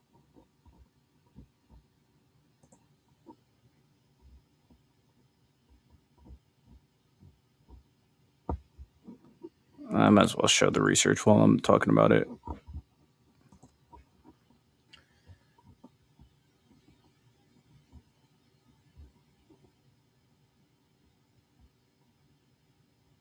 So we got FDR, definitely pro-black, in the sense that for his period, FDR, Truman, Eisenhower, and then obviously Kennedy got assassinated. Lyndon B. Johnson. We got Nixon and Ford, Carter, Reagan, HW, Bill. It's crazy. Bill was 90s. Yo, time flies. I'm not gonna lie. Okay.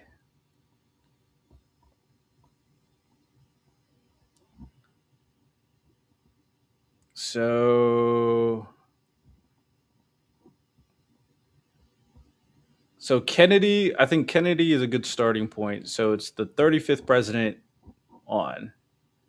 We could talk about 35th. I just like sometimes you get prepared for all this and we don't even talk about any of this stuff. President, I doubt Marquette is going to talk about like specific policies and what presidents have done and all that stuff. I think he's going to probably talk about very generalized cultural stuff, but even if we don't talk about all this stuff, I like learning this stuff personally. I just want to know these things because I've been so focused on Trump corruption and how bad the MAGA administration is, I haven't been able to look back in the historical record as much. Talking about black policy. Master debaters for sure. Okay, so what I have established so far, and there's 3 prompts, so I have to prepare for all 3. Today, I'm just going to be focusing on the Black Democratic Party and the Black America. So I'm going to establish in the debate slavery. Obviously, older Democrats, former like Democrats that are Republicans today, bad. Jim Crow, Democrats that are Republicans today, bad. At some point, the party flipped. I don't know exactly what that period. I might as well look that up eventually as well. I'll look that up a little bit later. I don't think that's nearly as important of a point. Jim Crow, civil rights. So Voting Rights Act and the Civil Rights Act of 1964 is a good starting point to talk about, okay, what have they done? Clearly, Republicans were worse. What have they done in the current times? And we're going to talk about 35th president and talking about black policy moving forward. So should I look up black policy for each president? I mean, what are we talking about?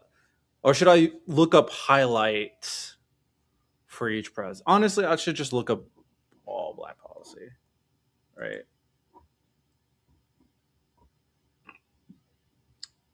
I feel like most of the conversation will be focused on like the recent history. So we'll start in reverse. We'll start off with I'll start off with the older style. We'll look up the major policy regarding that helped or hurt Black America for each president, and then since 2000s, we'll focus on what Obama, Bush, Trump, and Biden have done, and we'll go in more depth with those 4. Yeah, that's how I'm going to do it. Okay. All right, let's start off with JFK.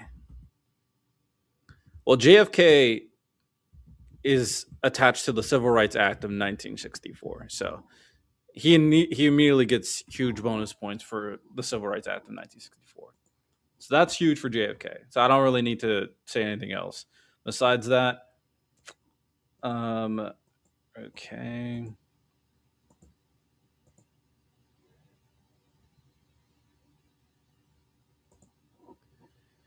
Then we go to Lyndon B. Johnson. I feel like Lyndon B. Johnson, from my understanding, worked with MLK.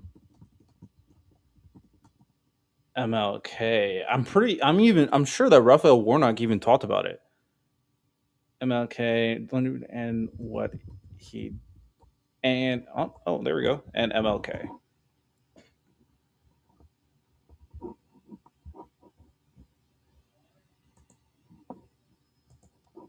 All right, let's read it.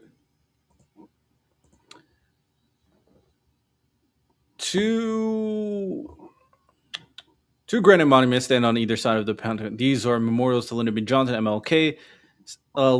Little Jr. Little seems to connect them. One is filled with remarkable calls to justice. The other is a landscape of pine trees. But for 2 years, they strategized together. Behind closed doors and during secretly recorded phone calls, they came together in the days after Kennedy's assassination. From 63 to 65, their coordination helped push forward. I mean, this has everything I need for Lyndon B. Johnson and his relationship with MLK. So I think this is a good starting point. Okay. So Lyndon B. Johnson. Just get a good framework, and then we can go in depth in like specific notes a little bit afterwards. So then we got Nixon. Is it Nixon or is it Reagan that was Mr. War on Drugs? Hold on. Nixon.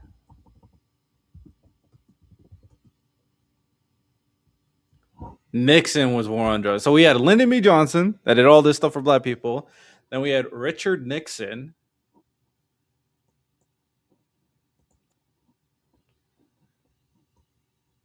Who admits war on drugs was designed to criminalize black people.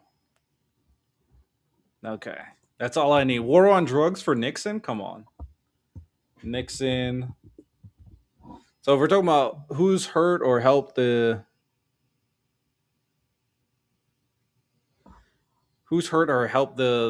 black community more, I mean, it's very clearly not the Republican Party, but you know. Gerald Ford. He was president for 3 years. So Gerald Ford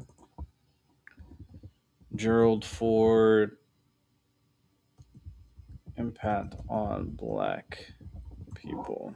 I guess we could look.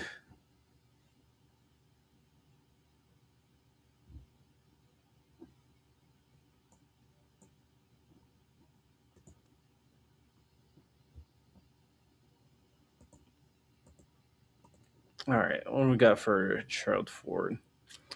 It's often overshadowed by the tumultuous events surrounding Watergate and the subsequent transition of power. However, his administration played a significant role in shaping civil rights during a pivotal time in American history. The 70s were marked by a growing awareness of social justice issues. The forced speech approach to civil rights reflects on both the challenges and opportunities of the area. Okay. Context for decade. The nation grappled with the aftermath of water, cultural climate. It also saw the rise of various movements advocating for the rights of a marginalized community. Raised in a middle-class family, developed a strong sense of integrity and commitment to fairness. His times, particularly civil rights legislation, although he was not as vocal as some of his contemporaries advocating for civil rights, he expressed a belief in equality. Okay, so Ford might be one decent example for like black rights. But I'm gonna look up another source just in case, because of course, I mean it's Republicans after all. You never know. I'm trolling. But okay, good start.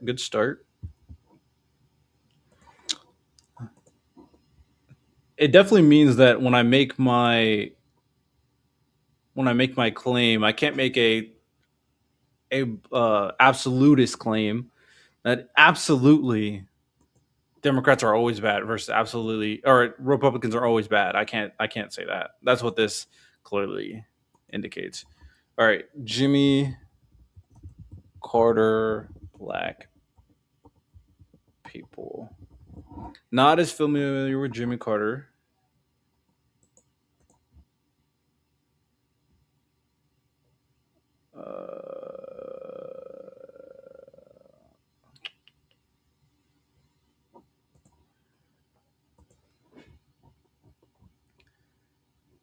Former peanut farmer, according to his son.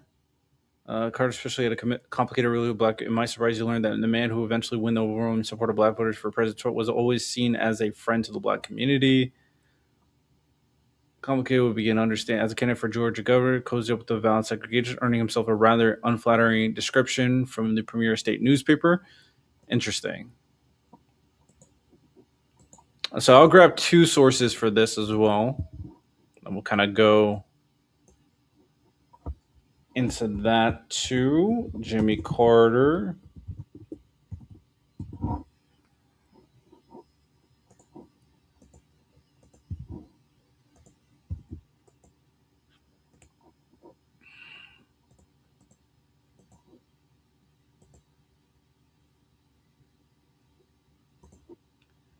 All right, next we got is Ronald Reagan. Ronald Reagan, George H.W. Bush, two Republicans. Ronald Reagan, black people.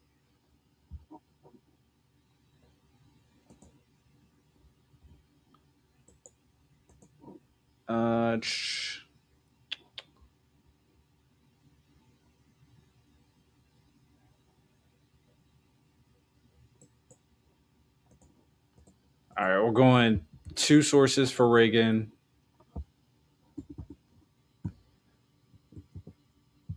All right.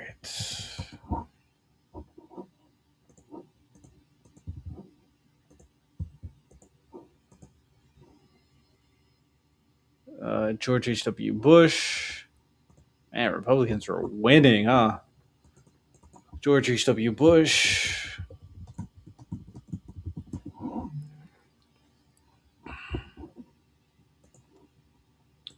I guess we could look up his Wikipedia page. Black people.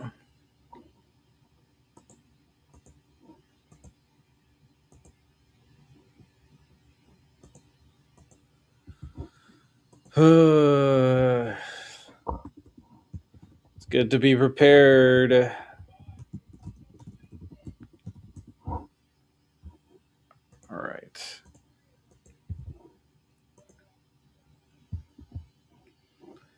Then we got Bill Clinton, Mr. I like to fuck around. And then we're about to be in the modern area. So once we get to George W. Bush, we'll get much more detailed stuff about those guys. Bill Clinton. I'll probably look for 1 point for each of these guys. Bill Clinton. And then it probably, when I'm doing my debate against Marquette, more than likely it's going to be a situation where it's like, okay, give out your take, and I can just rattle off. I mean, we understand slavery period bad for, Republican principles, conservative principles, former Democrats. Bad for them, bad for Jim Crow, up until civil rights, where it's more of a conversation on like what these presidents, what these parties are advocating for. Ultimately, I mean, we know which group of people is still supporting who, but if we're talking about like policies in particular and how they're helping the black community, I can rattle off Civil Rights Act. I can rattle off war on drugs. I can rattle off all of that, and then get to the modern era. And then if we're talking about like recent memory, things that are affecting like me, my family, you, your family, we could probably talk about the individuals from the 2000s. I know they're probably going to talk about welfare. So I'm going to put that. Welfare is definitely going to be spoken about. Welfare, DEI, affirmative action going to be spoken about. Crime is going to be spoken about. I think those are the things that they're going to kind of use to talk about how these were bad for black people or whatever.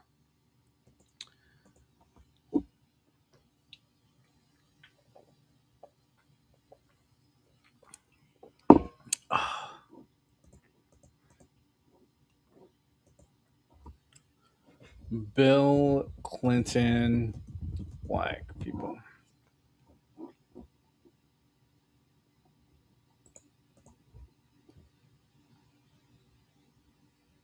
Bill Clinton was called the first black president. That's funny.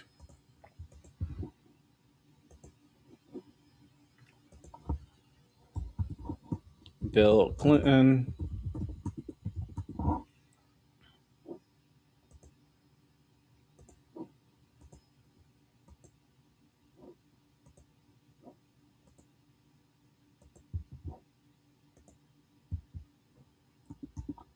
All right. George Bush. George W. Bush. Okay. I can be very broad with historical figures and then more in depth with recent figures. I think the best way to look into this is just to look into their Wikipedia page, to be honest. No matter what people say about Wikipedia, it's just a good database. And then you can utilize more explicit sources, but it's just a good general database. Okay.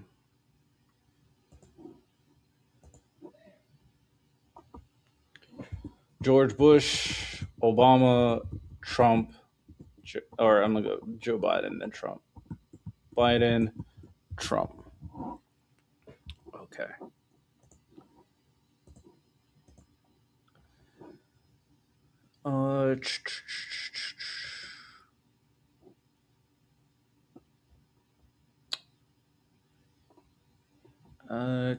Let's say black people. All right. How was George Bush's impact on black people? I actually don't hear George Bush brought up a lot in conversation in regards to his impact on black people, but maybe I'll learn something new. On June 1st, 2020, Bush released a statement addressing the murder of George Floyd. Well, this is way after, I'm going to be honest. Post-presidency stuff? I don't give a fuck about post-presidency stuff. Black people see the repeated violation of their rights without an urgent, adequate response from American institutions. Oh, base. Very base.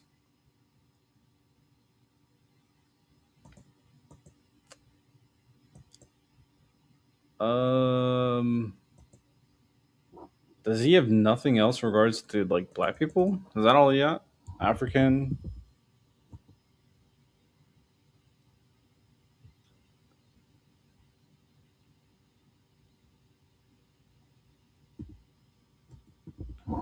All right, there's nothing in here about black people. So, George W. Bush, black people.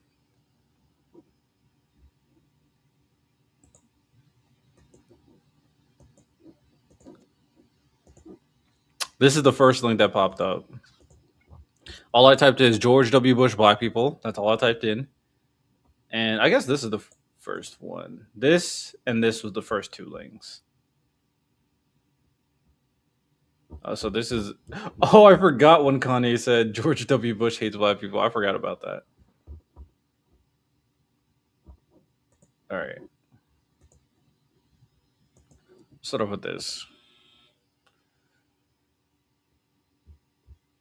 On September 2nd, 2005, at an NBC primetime benefit concert to raise money for the victims of Hurricane Katrina, Kanye said George Bush doesn't care about black people.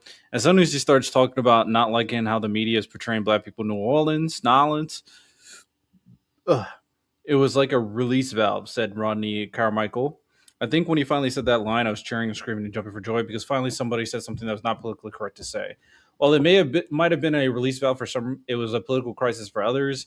I didn't appreciate it then. I don't appreciate it now. Bush said, "It's one thing to say I don't appreciate the way he's handled his business. Another thing to say that this man's a racist. I resent it. It's not true." 20 years after Hurricane Katrina, Kanye anti-Semitic. What was Kanye speaking to? I think one of the things that supercharged Hurricane Katrina as a bona fide disaster was the media response. There were survivors who were stranded waiting on government assistance who were framed as looters and murderers. In an interview, the now retired Lieutenant General Russell Honore, who coordinated the National Guard response to Katrina, said it was way overreported. People confused looting with people going into survival mode. That was something that Kanye remarked upon at the very beginning of his wind up to his sort of viral moment. I didn't need a degree to understand what was being portrayed to the media was not likely to be lining up what was happening in real life for many people. That tends to happen a lot. For example, like the BLM stuff, another perfect example. 2005, this is still before the death of Mike Brown or Trayvon Martin or his general area, where we see these deaths of black folks being portrayed in the media and by the police in a way that seems to attempt to justify their killings. And that's very much the same thing that's happened in the days after Katrina. So they were just talking about Katrina and how the portrayal of like how black people were reacting to it. Is that it? Yeah, this article didn't give me much. Let's go to this one. George W. Bush, the NAACP, and the persistent damage to black higher education. On Thursday, July 20th, President Bush addressed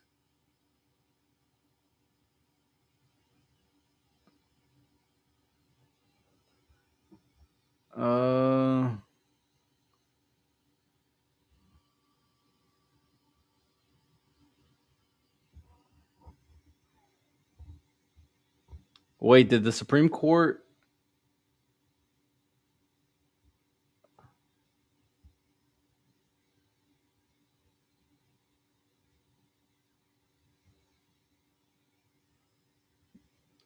Oh, wow. All right, I'll talk about that after. On Thursday, July 20th, President Bush addressed the annual convention of the National Association for Advancement of Colored People in Washington. Although he was invited to address the annual meeting every year since winning the presidency, this was the first time the president agreed to appear. Bush has enjoyed improving relations with the NAACP since business executives by sending it, blah, blah. Driven by political considerations, believed it could win more white votes in stonewalling black aspirations than it would gain by appealing to black votes. Based on the possible loss of one or both houses of Congress, the president is fighting for every vote he can get, and now that includes those of African Americans. Include the classic mantras. I consider tragedy that part of Lincoln let go of his historical ties with African Americans. What the fuck? What happened? What I want to do is work with to fix the foundations of our society. For too long, my party has written off the African American vote. In some ways, the speech worked. Wade, blah, blah, just was one of the most effective speeches of his tenure and a new political high for Bush. There was, in fact, some applause for a few of the president's remarks about education by citing his support for historically black college and universities, the appointment of several African Americans to high-ranking positions in his administration, and support for the renewal of the Voting Rights Act. Many NCAA appear to have been pacified by the president's rhetoric. This should not have been the case. The administration's record on support for measures that improve the educational opportunities for African Americans has been and continues to be dismal. In fact, the president's policies have inflicted serious harm. Let's review the record. The maximum Pell Grant award for low-income college students remained the same for the past 5 years. For 2007, Bush once again proposed no increase in the Pell Grant. Even today, no longer comes to provide even half the cost of higher education in a state-operated college or university. The freeze has been particularly hard on blacks, so okay. I can understand how that would hurt. 2004, the Bush administration announced a restrictive new change in the formula government uses to determine who is eligible for Pell Grants. Under the new rules, families are not able to deduct state and local taxes from their income, and therefore they're expected to make a larger family contribution to their child's education. As a result, the estimate of the American Council on Education that 89,000 students who received the Pell Grant would no longer be eligible. Another 1.3 million low-income students will receive smaller Pell Grant awards. Okay, so it's just making it hard on like low-income people. MLK Day in 2003, Bush chose to announce his administration's support for the plaintiffs who challenged the University of Michigan's affirmative action administration program, in addition to filing briefs in opposition to the continuation of race-sensitive admissions. Bush Solicitor General Ted Olson, one of the nation's most influential right-wing ideologues, argued the case for banning affirmative action before the United States Supreme Court. So Bush had people in his cabinet that wanted to get rid of affirmative action. Both of President Bush's nominees, Supreme Court, appear to be strong opponents of affirmative action. Okay, there's a lot of very interesting information here that highlights Bush's track record.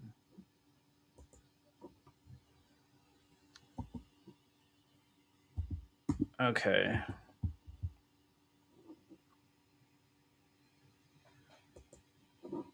Very interesting. Very interesting indeed.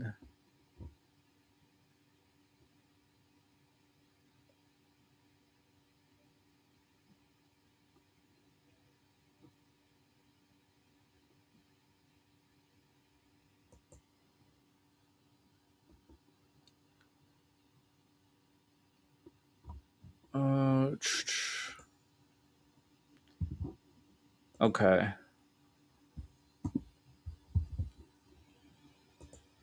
Now, Obama is going to be an interesting one because obviously people heavily scrutinize Obama. Black people. I also will probably look up like the most influential black policies at some point as well. Black policies. Most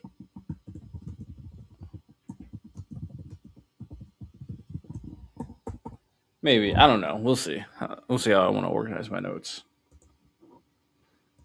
We'll take a quick break from that and react to the recent news.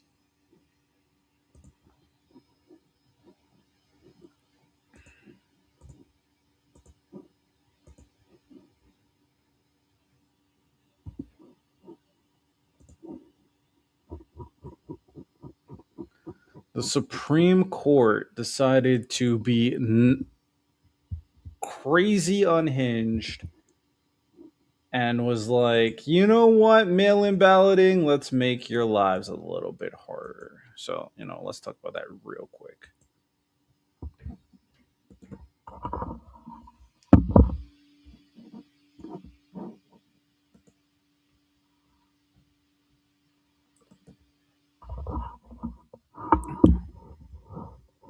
So the Supreme Court decided to do another ruling that makes Trump's life easier and our lives harder.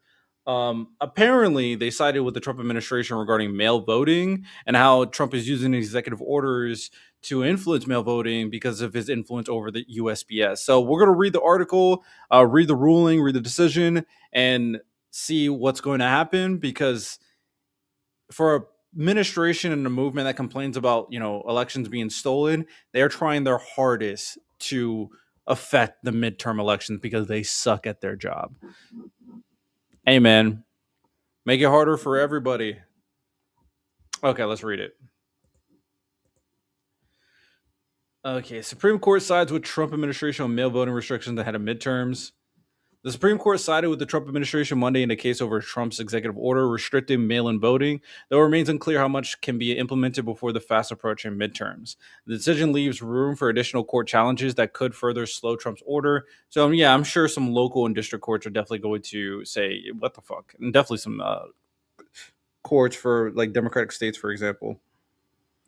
And other similar cases have already been filed. The U.S. Postal Service laid out how it would implement the order last week, but time is running short to impose major changes, with some states beginning to send mail ballots to voters in just a few weeks. The Supreme Court's conservative majority didn't decide the legality of Trump's order, instead ruling the states who sued did not have the legal right to challenge it. So the states couldn't challenge Trump's executive order is the big question here. And they're just like, you can't challenge the unitary executive fascist dictator. That's not allowed.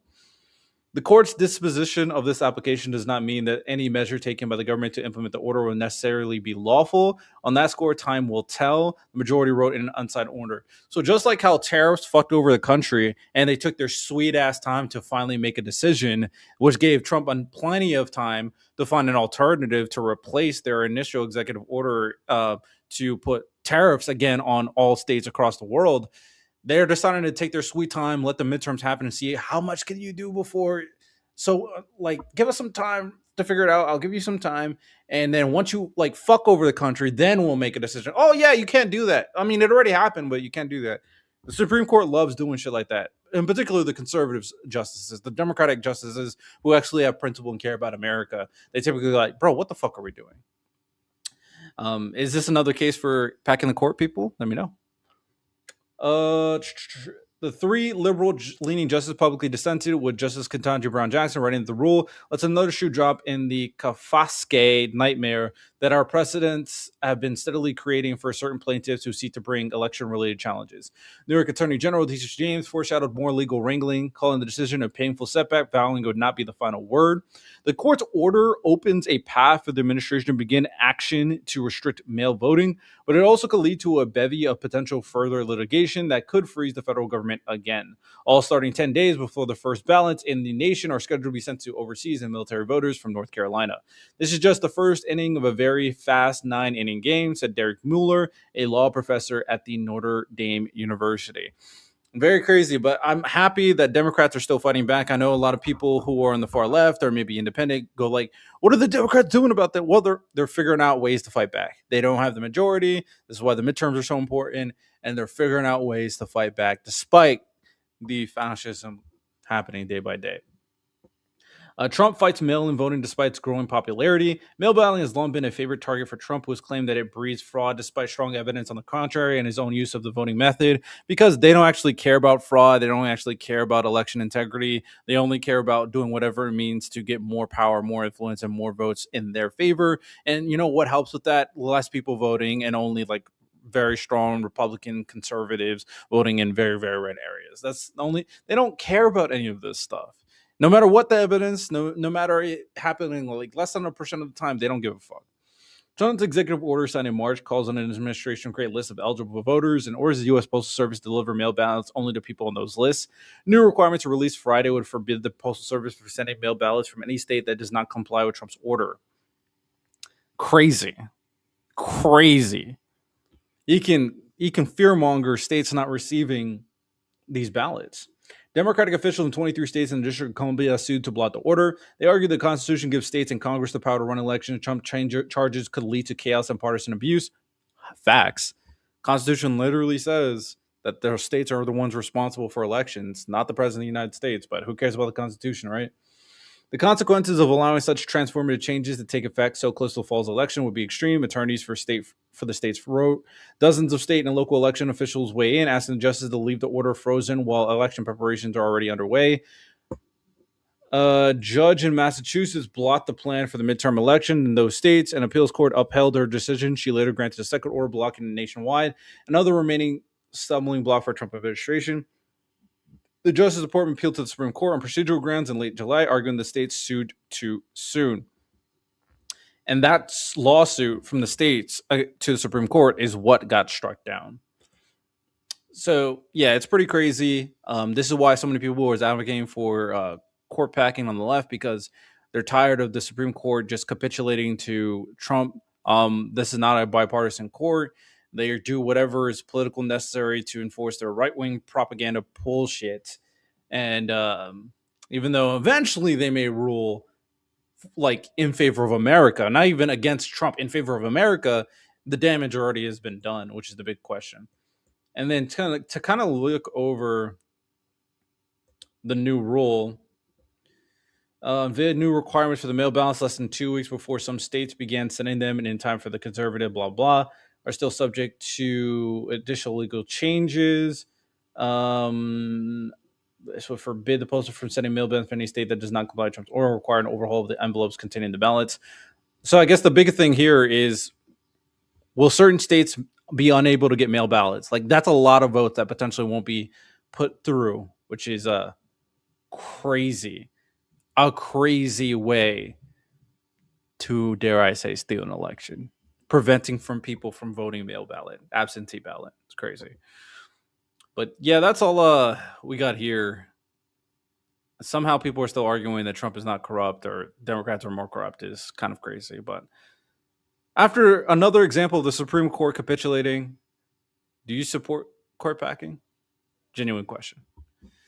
All right, just wanted to go over that real quick. It's very crazy. Very crazy indeed. All right, go back to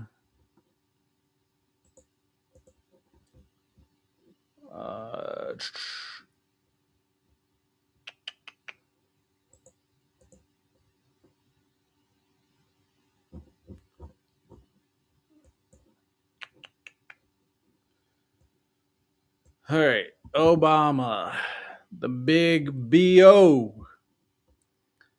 What has Barack Obama done for black people? That's the question.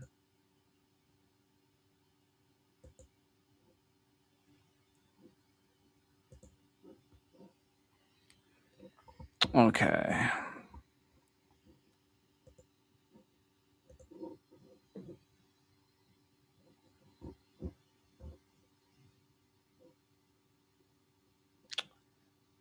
Economic.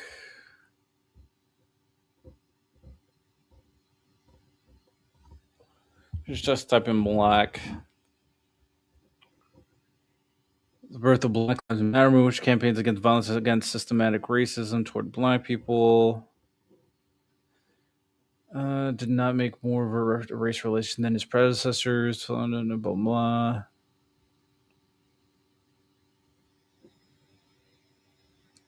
African Americans over what they saw as racial venom directed at Obama's presidency.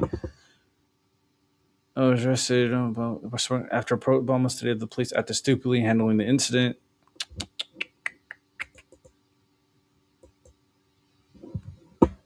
I need more specific policy, so we'll just go right here.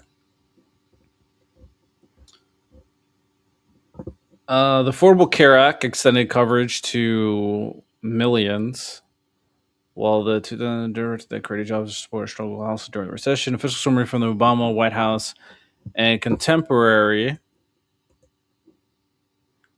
show black unemployment declined over his term, and that recovery policy, including tax credit, provide targeted relief to low-income minority families. So Obama period, ACA, black employment declined, recovery policies that helped low income, including black communities. All right. Federal education reforms such as Race to the Top, Race to the Top, increased support for grants and completion programs aimed at HBCUs and minority serving institutions. My brother's keeper.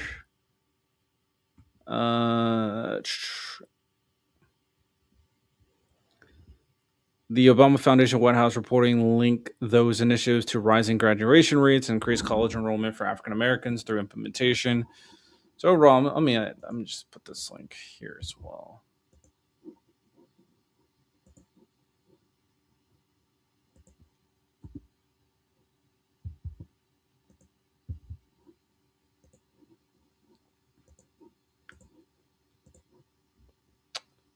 Criminal justice. The administration pursued sentencing reform and narrower crack versus powder sentencing through Fair Sentencing Act.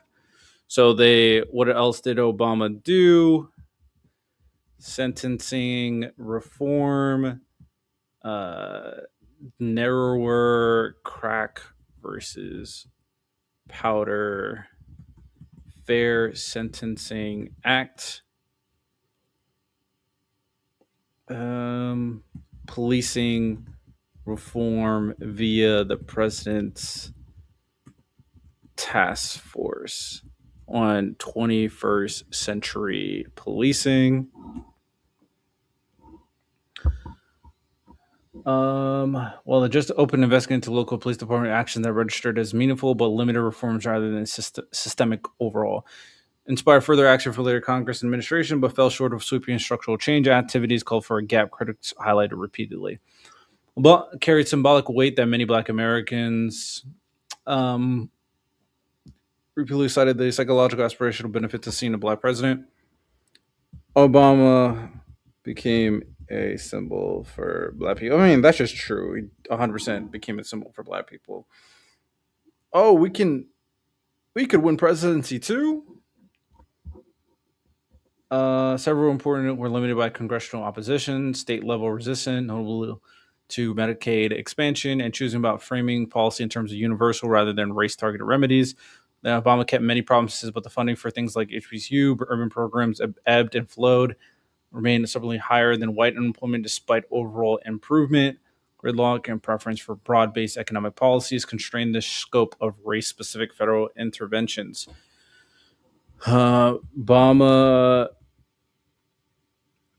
focused on more broad economic benefits versus race-specific ones. The reason why this point will matter is because if people make it, oh, you did all these things for Black people, it's like, oh, he did it for Black people, but he did it for like all low-income people, which like that is how I run things. I want to benefit everybody who's low income, but I met demands for argue, but was an informed observer who too often avoided explicitly confronting structural racism, policing, and inequality. So people think he didn't do enough. That's the thing about Obama. People think he should have done more substantive change for Black issues. People wanted more substantive change for Black issues. So they didn't reach the expectations he wanted, but he did quite a bit. And then we got another article here.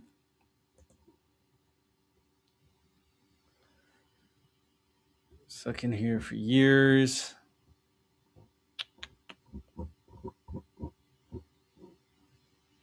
Okay.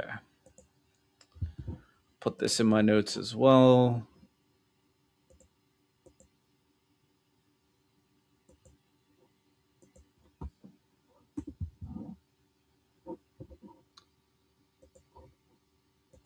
All right. Joe Biden, Black people. What has Joe Biden done for Black people? Joe Biden hated Black people. That's crazy.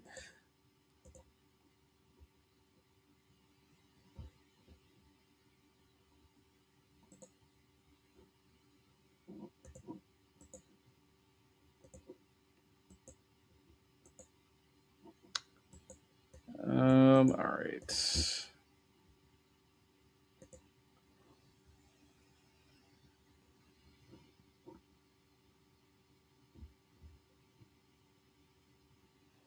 Made history with becoming the verse. Lift every voice. Interesting.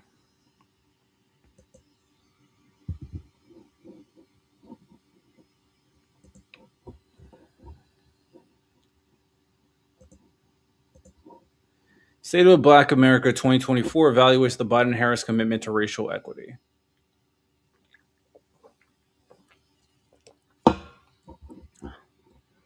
We're building an America where we recognize the inherent dignity of every single person and where every American has a chance to live a life of purpose and meaning. This is my vision for the future. Before he was elected president, Joe Biden made history by becoming the first major general election candidate to develop an agenda for Black America, lift every voice. Thursday, he made history again by signing Executive Order 13985, advancing racial equity and support for underdeserved communities, which declared equal opportunities the bedrock of American democracy, and our diversity is one of our country's greatest strengths. This one we under the looks of a man who originated the state of Black America. Based. All right, let me put all this stuff in my notes. And then let's get into the Trump shit. Okay.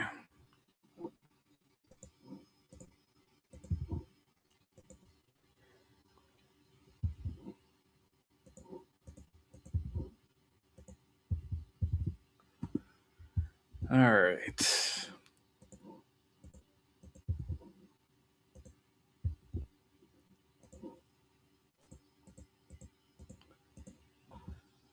Donald Trump, black people.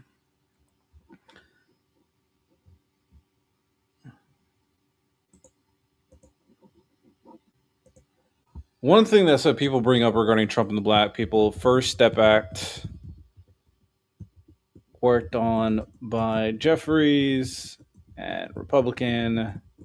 Trump only did it for PR purposes. Yet we're adding context.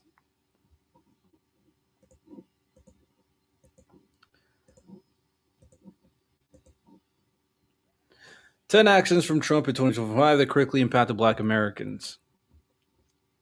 Anti-DEI agenda. On his first day, Trump signed an executive order calling for the end of DEI programs, deploying the military federal police to Black-led cities, Black economy left suffering, dismantling the education department, whitewashing Black history, elimination of TPS for Haitians and African migrants, undermine the Voting Rights Act of 1965, attacks on Black leadership. Honestly, there's so much shit that he's done that's negatively impacted Black people. It's not even funny. It's actually terrible. Terrible. Oh my goodness.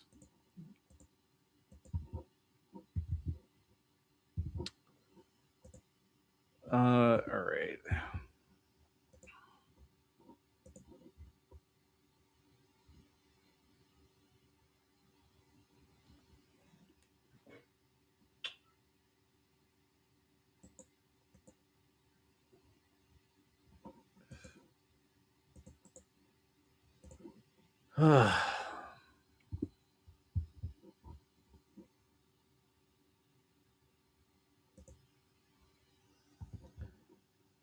I think I got a good amount of sources in reference to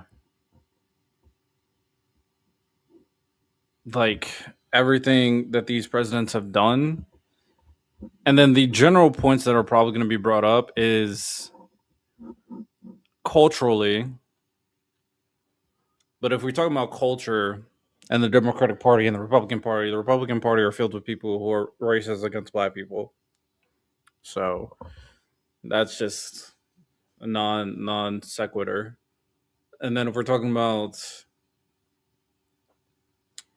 welfare was initially created for white people and older people. Then obviously it was used by Black people. But it was not made for Black people by any sense of the word. It's constantly, honestly, gets misconstrued consistently. Affirmative action, DEI. So I'm probably gonna have to look into, after I kind of break down all the policies that clearly benefit Democrats. He's gonna go into kind of talking points that consistently gets brought up, and I could do like two things. I could debunk any misinformation about DEI, affirmative action, welfare, and crime. And then I can put things into context on why things are the way they are. I think those are just a couple things off the top of my head that I'm kind of thinking about. Okay. Potential talking points. Welfare showing Black people.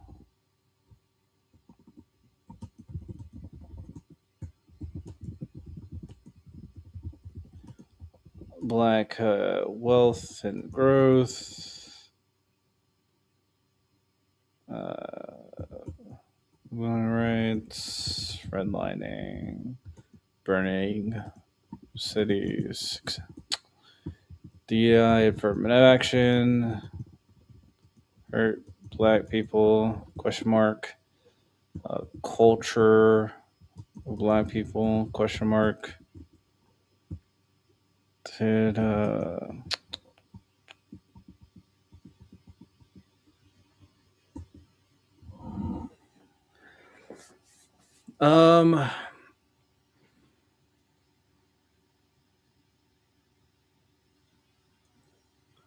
so okay.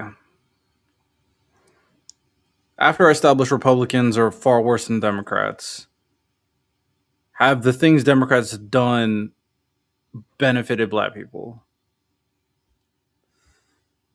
I think the welfare conversation, of course, is multifaceted. It wasn't created for black people, so like establishing that immediately is important. Uh, Black people crime. So my guess, the welfare conversation, I could do this. Uh, Welfare wasn't created for black people.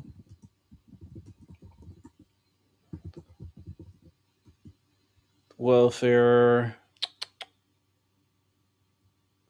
I mean, I'm willing to acknowledge the issues, but I think the comparison model is just appropriate. Welfare impact for white versus single mothers. Party created welfare. Have Democrats tried to improve it versus Republicans. So those are kind of places I can take it. Um,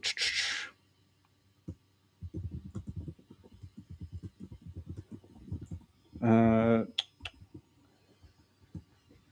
Affirmative action DEI. Why were these created? I mean, I know why. Of course, black people were, you know, not looked at properly. People did not take them seriously. They would give all the benefits to white people, their friends, their family. If you have a certain look or for a certain name, you would get denied in terms of application. Why were these created? If they help black people, these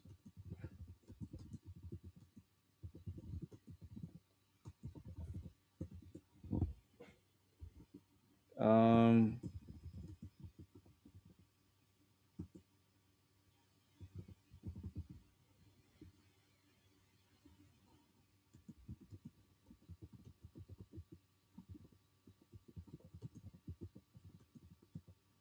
stereotypes more. Black people crime.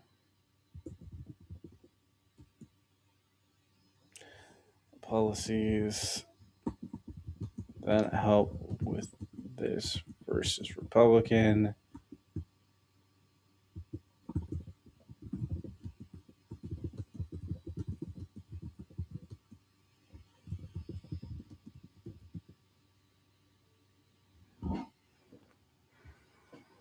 Okay, I have a pretty good outline of my notes for this one.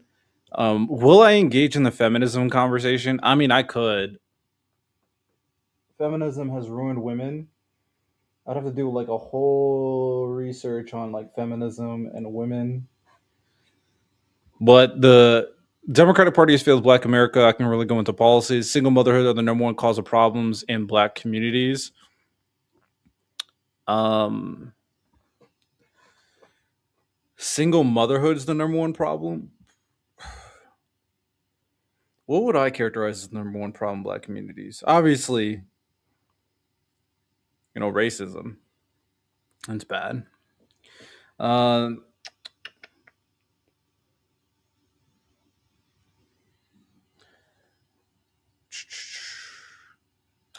you think you know what? I'll just leave it there for these notes,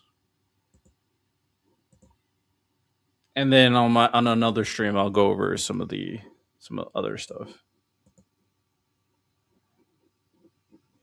But before I wrap up,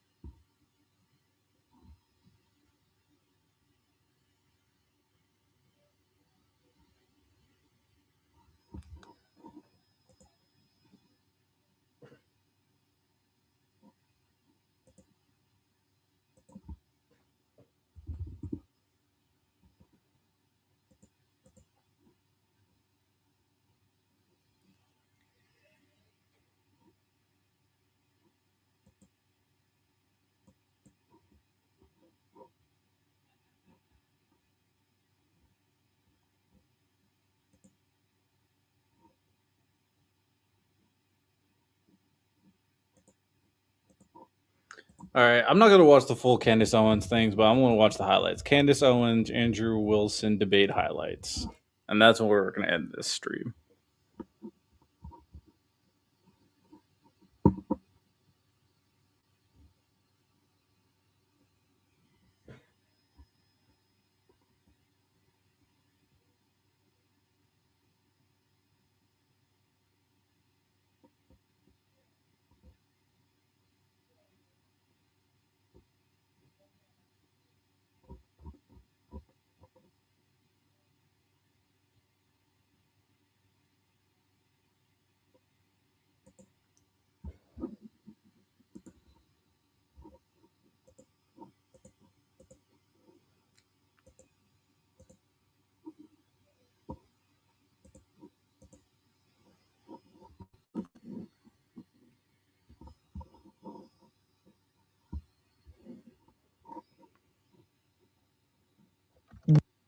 Here's that.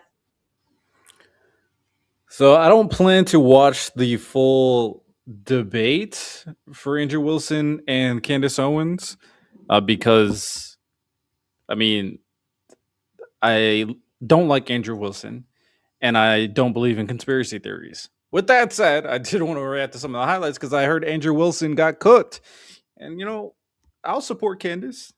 We'll support the Black Queen. Here we go.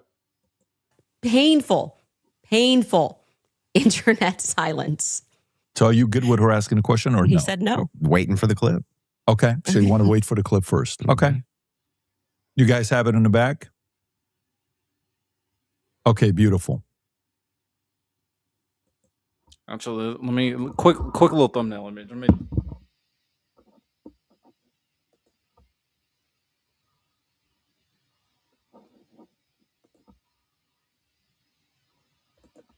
All right, let's get back. Let's get back into Andrew Wilson getting cut.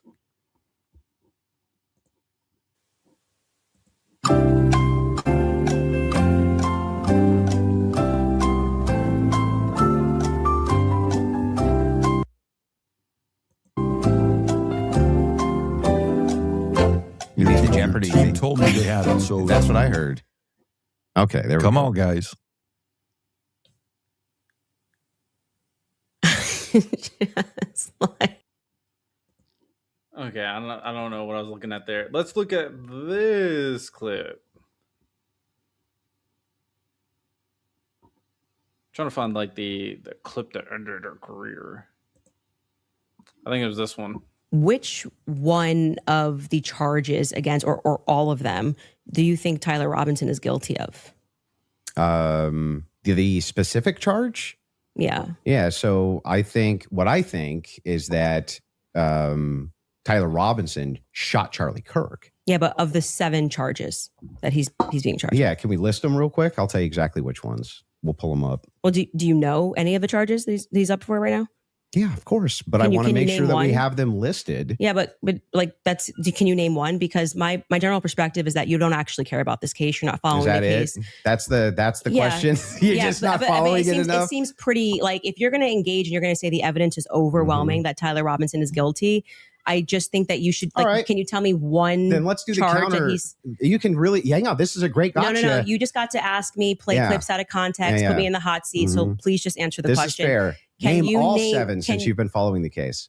Okay, sure. You name one. So she asked him, "Can you name the charges?" Andrew Wilson is like, "Yeah, I know the charges." All right, can you name one? Yeah, pull them up. Can you name one? You know what? You list them. Oh my goodness, these manipulative debate tactics are so cringe, bro.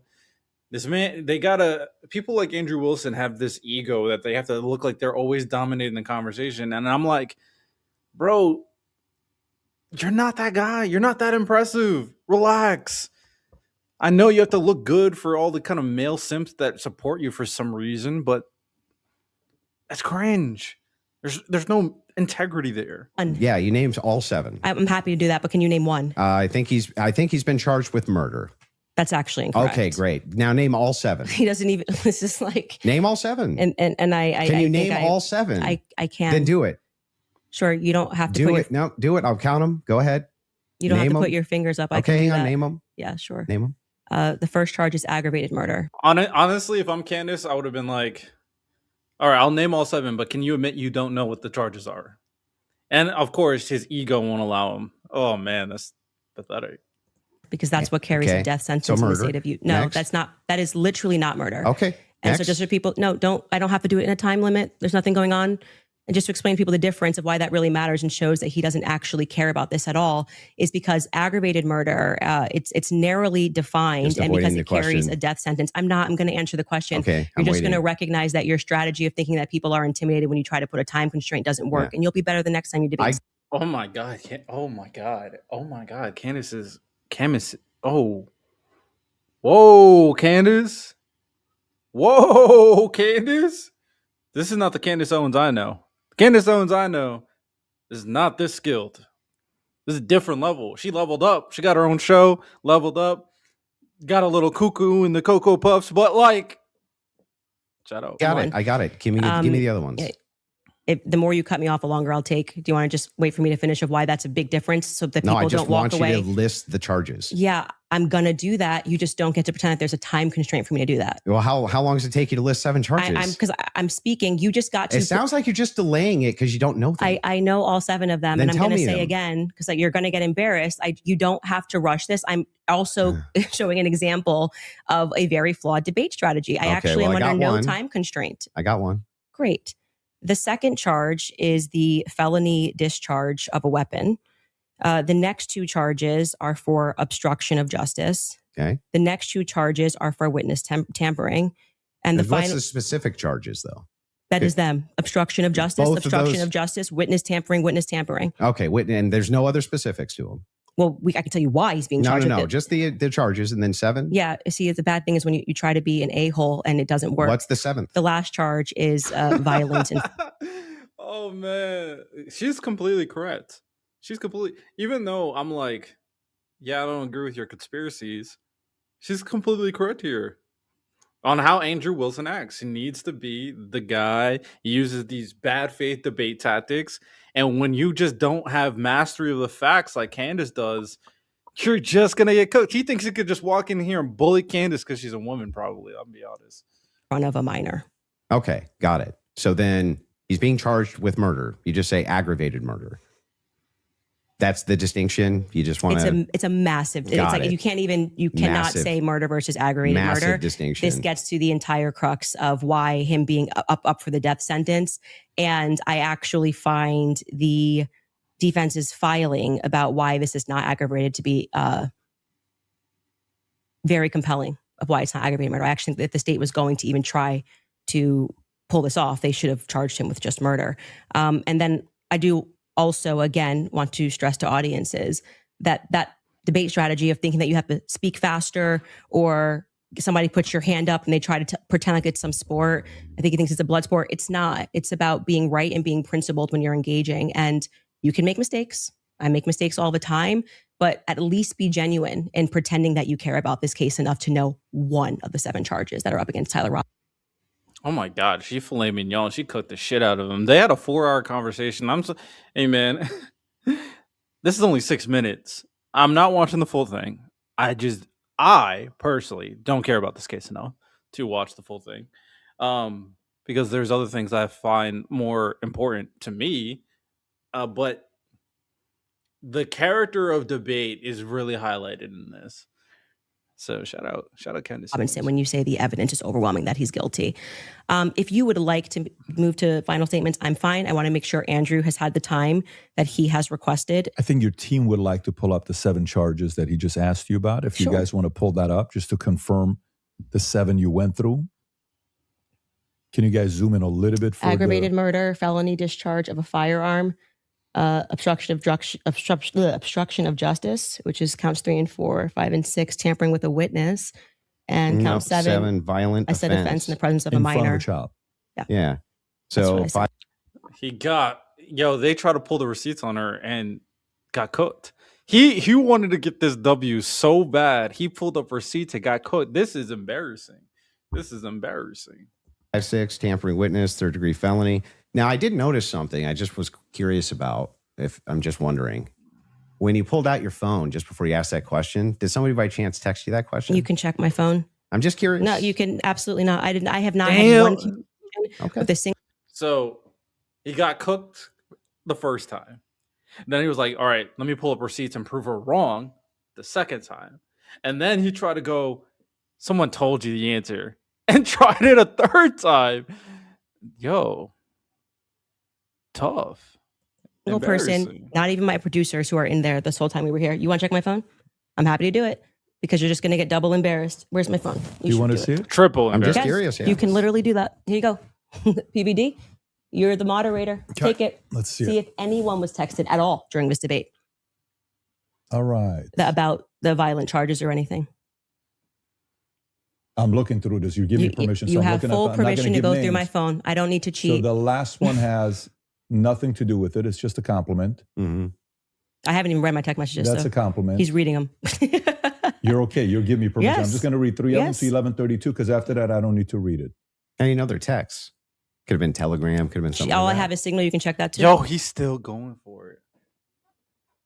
This is bad, bro. This is bad. This is bad. These are our political pundits, man. The people that people are listening to for political knowledge, integrity,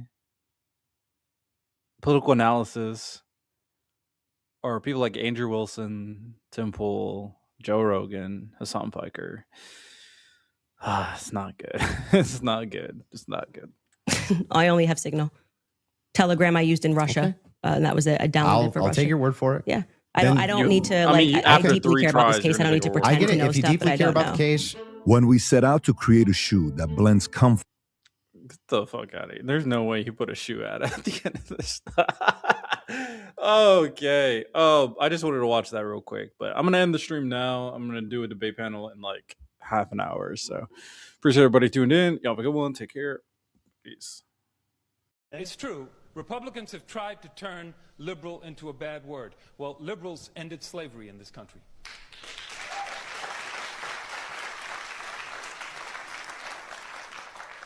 A Republican president ended slavery. Yes. A liberal Republican. What happened to them? They got run out of your party. Well, what did liberals do that was so offensive to the Republican Party, Senator? I'll tell you what they did. Liberals got women the right to vote. Liberals got African Americans the right to vote. Liberals created Social Security and lifted millions of elderly people out of poverty. Liberals ended segregation. Liberals passed the Civil Rights Act, the Voting Rights Act. Liberals created Medicare. Liberals passed the Clean Air Act, the Clean Water Act. What did conservatives do? They opposed every one of those programs, every one. So when you try to hurl that word liberal at my feet as if it were something dirty, something to run away from, something that I should be ashamed of, it won't work, Senator, because I will pick up that label and I will wear it as a badge of honor.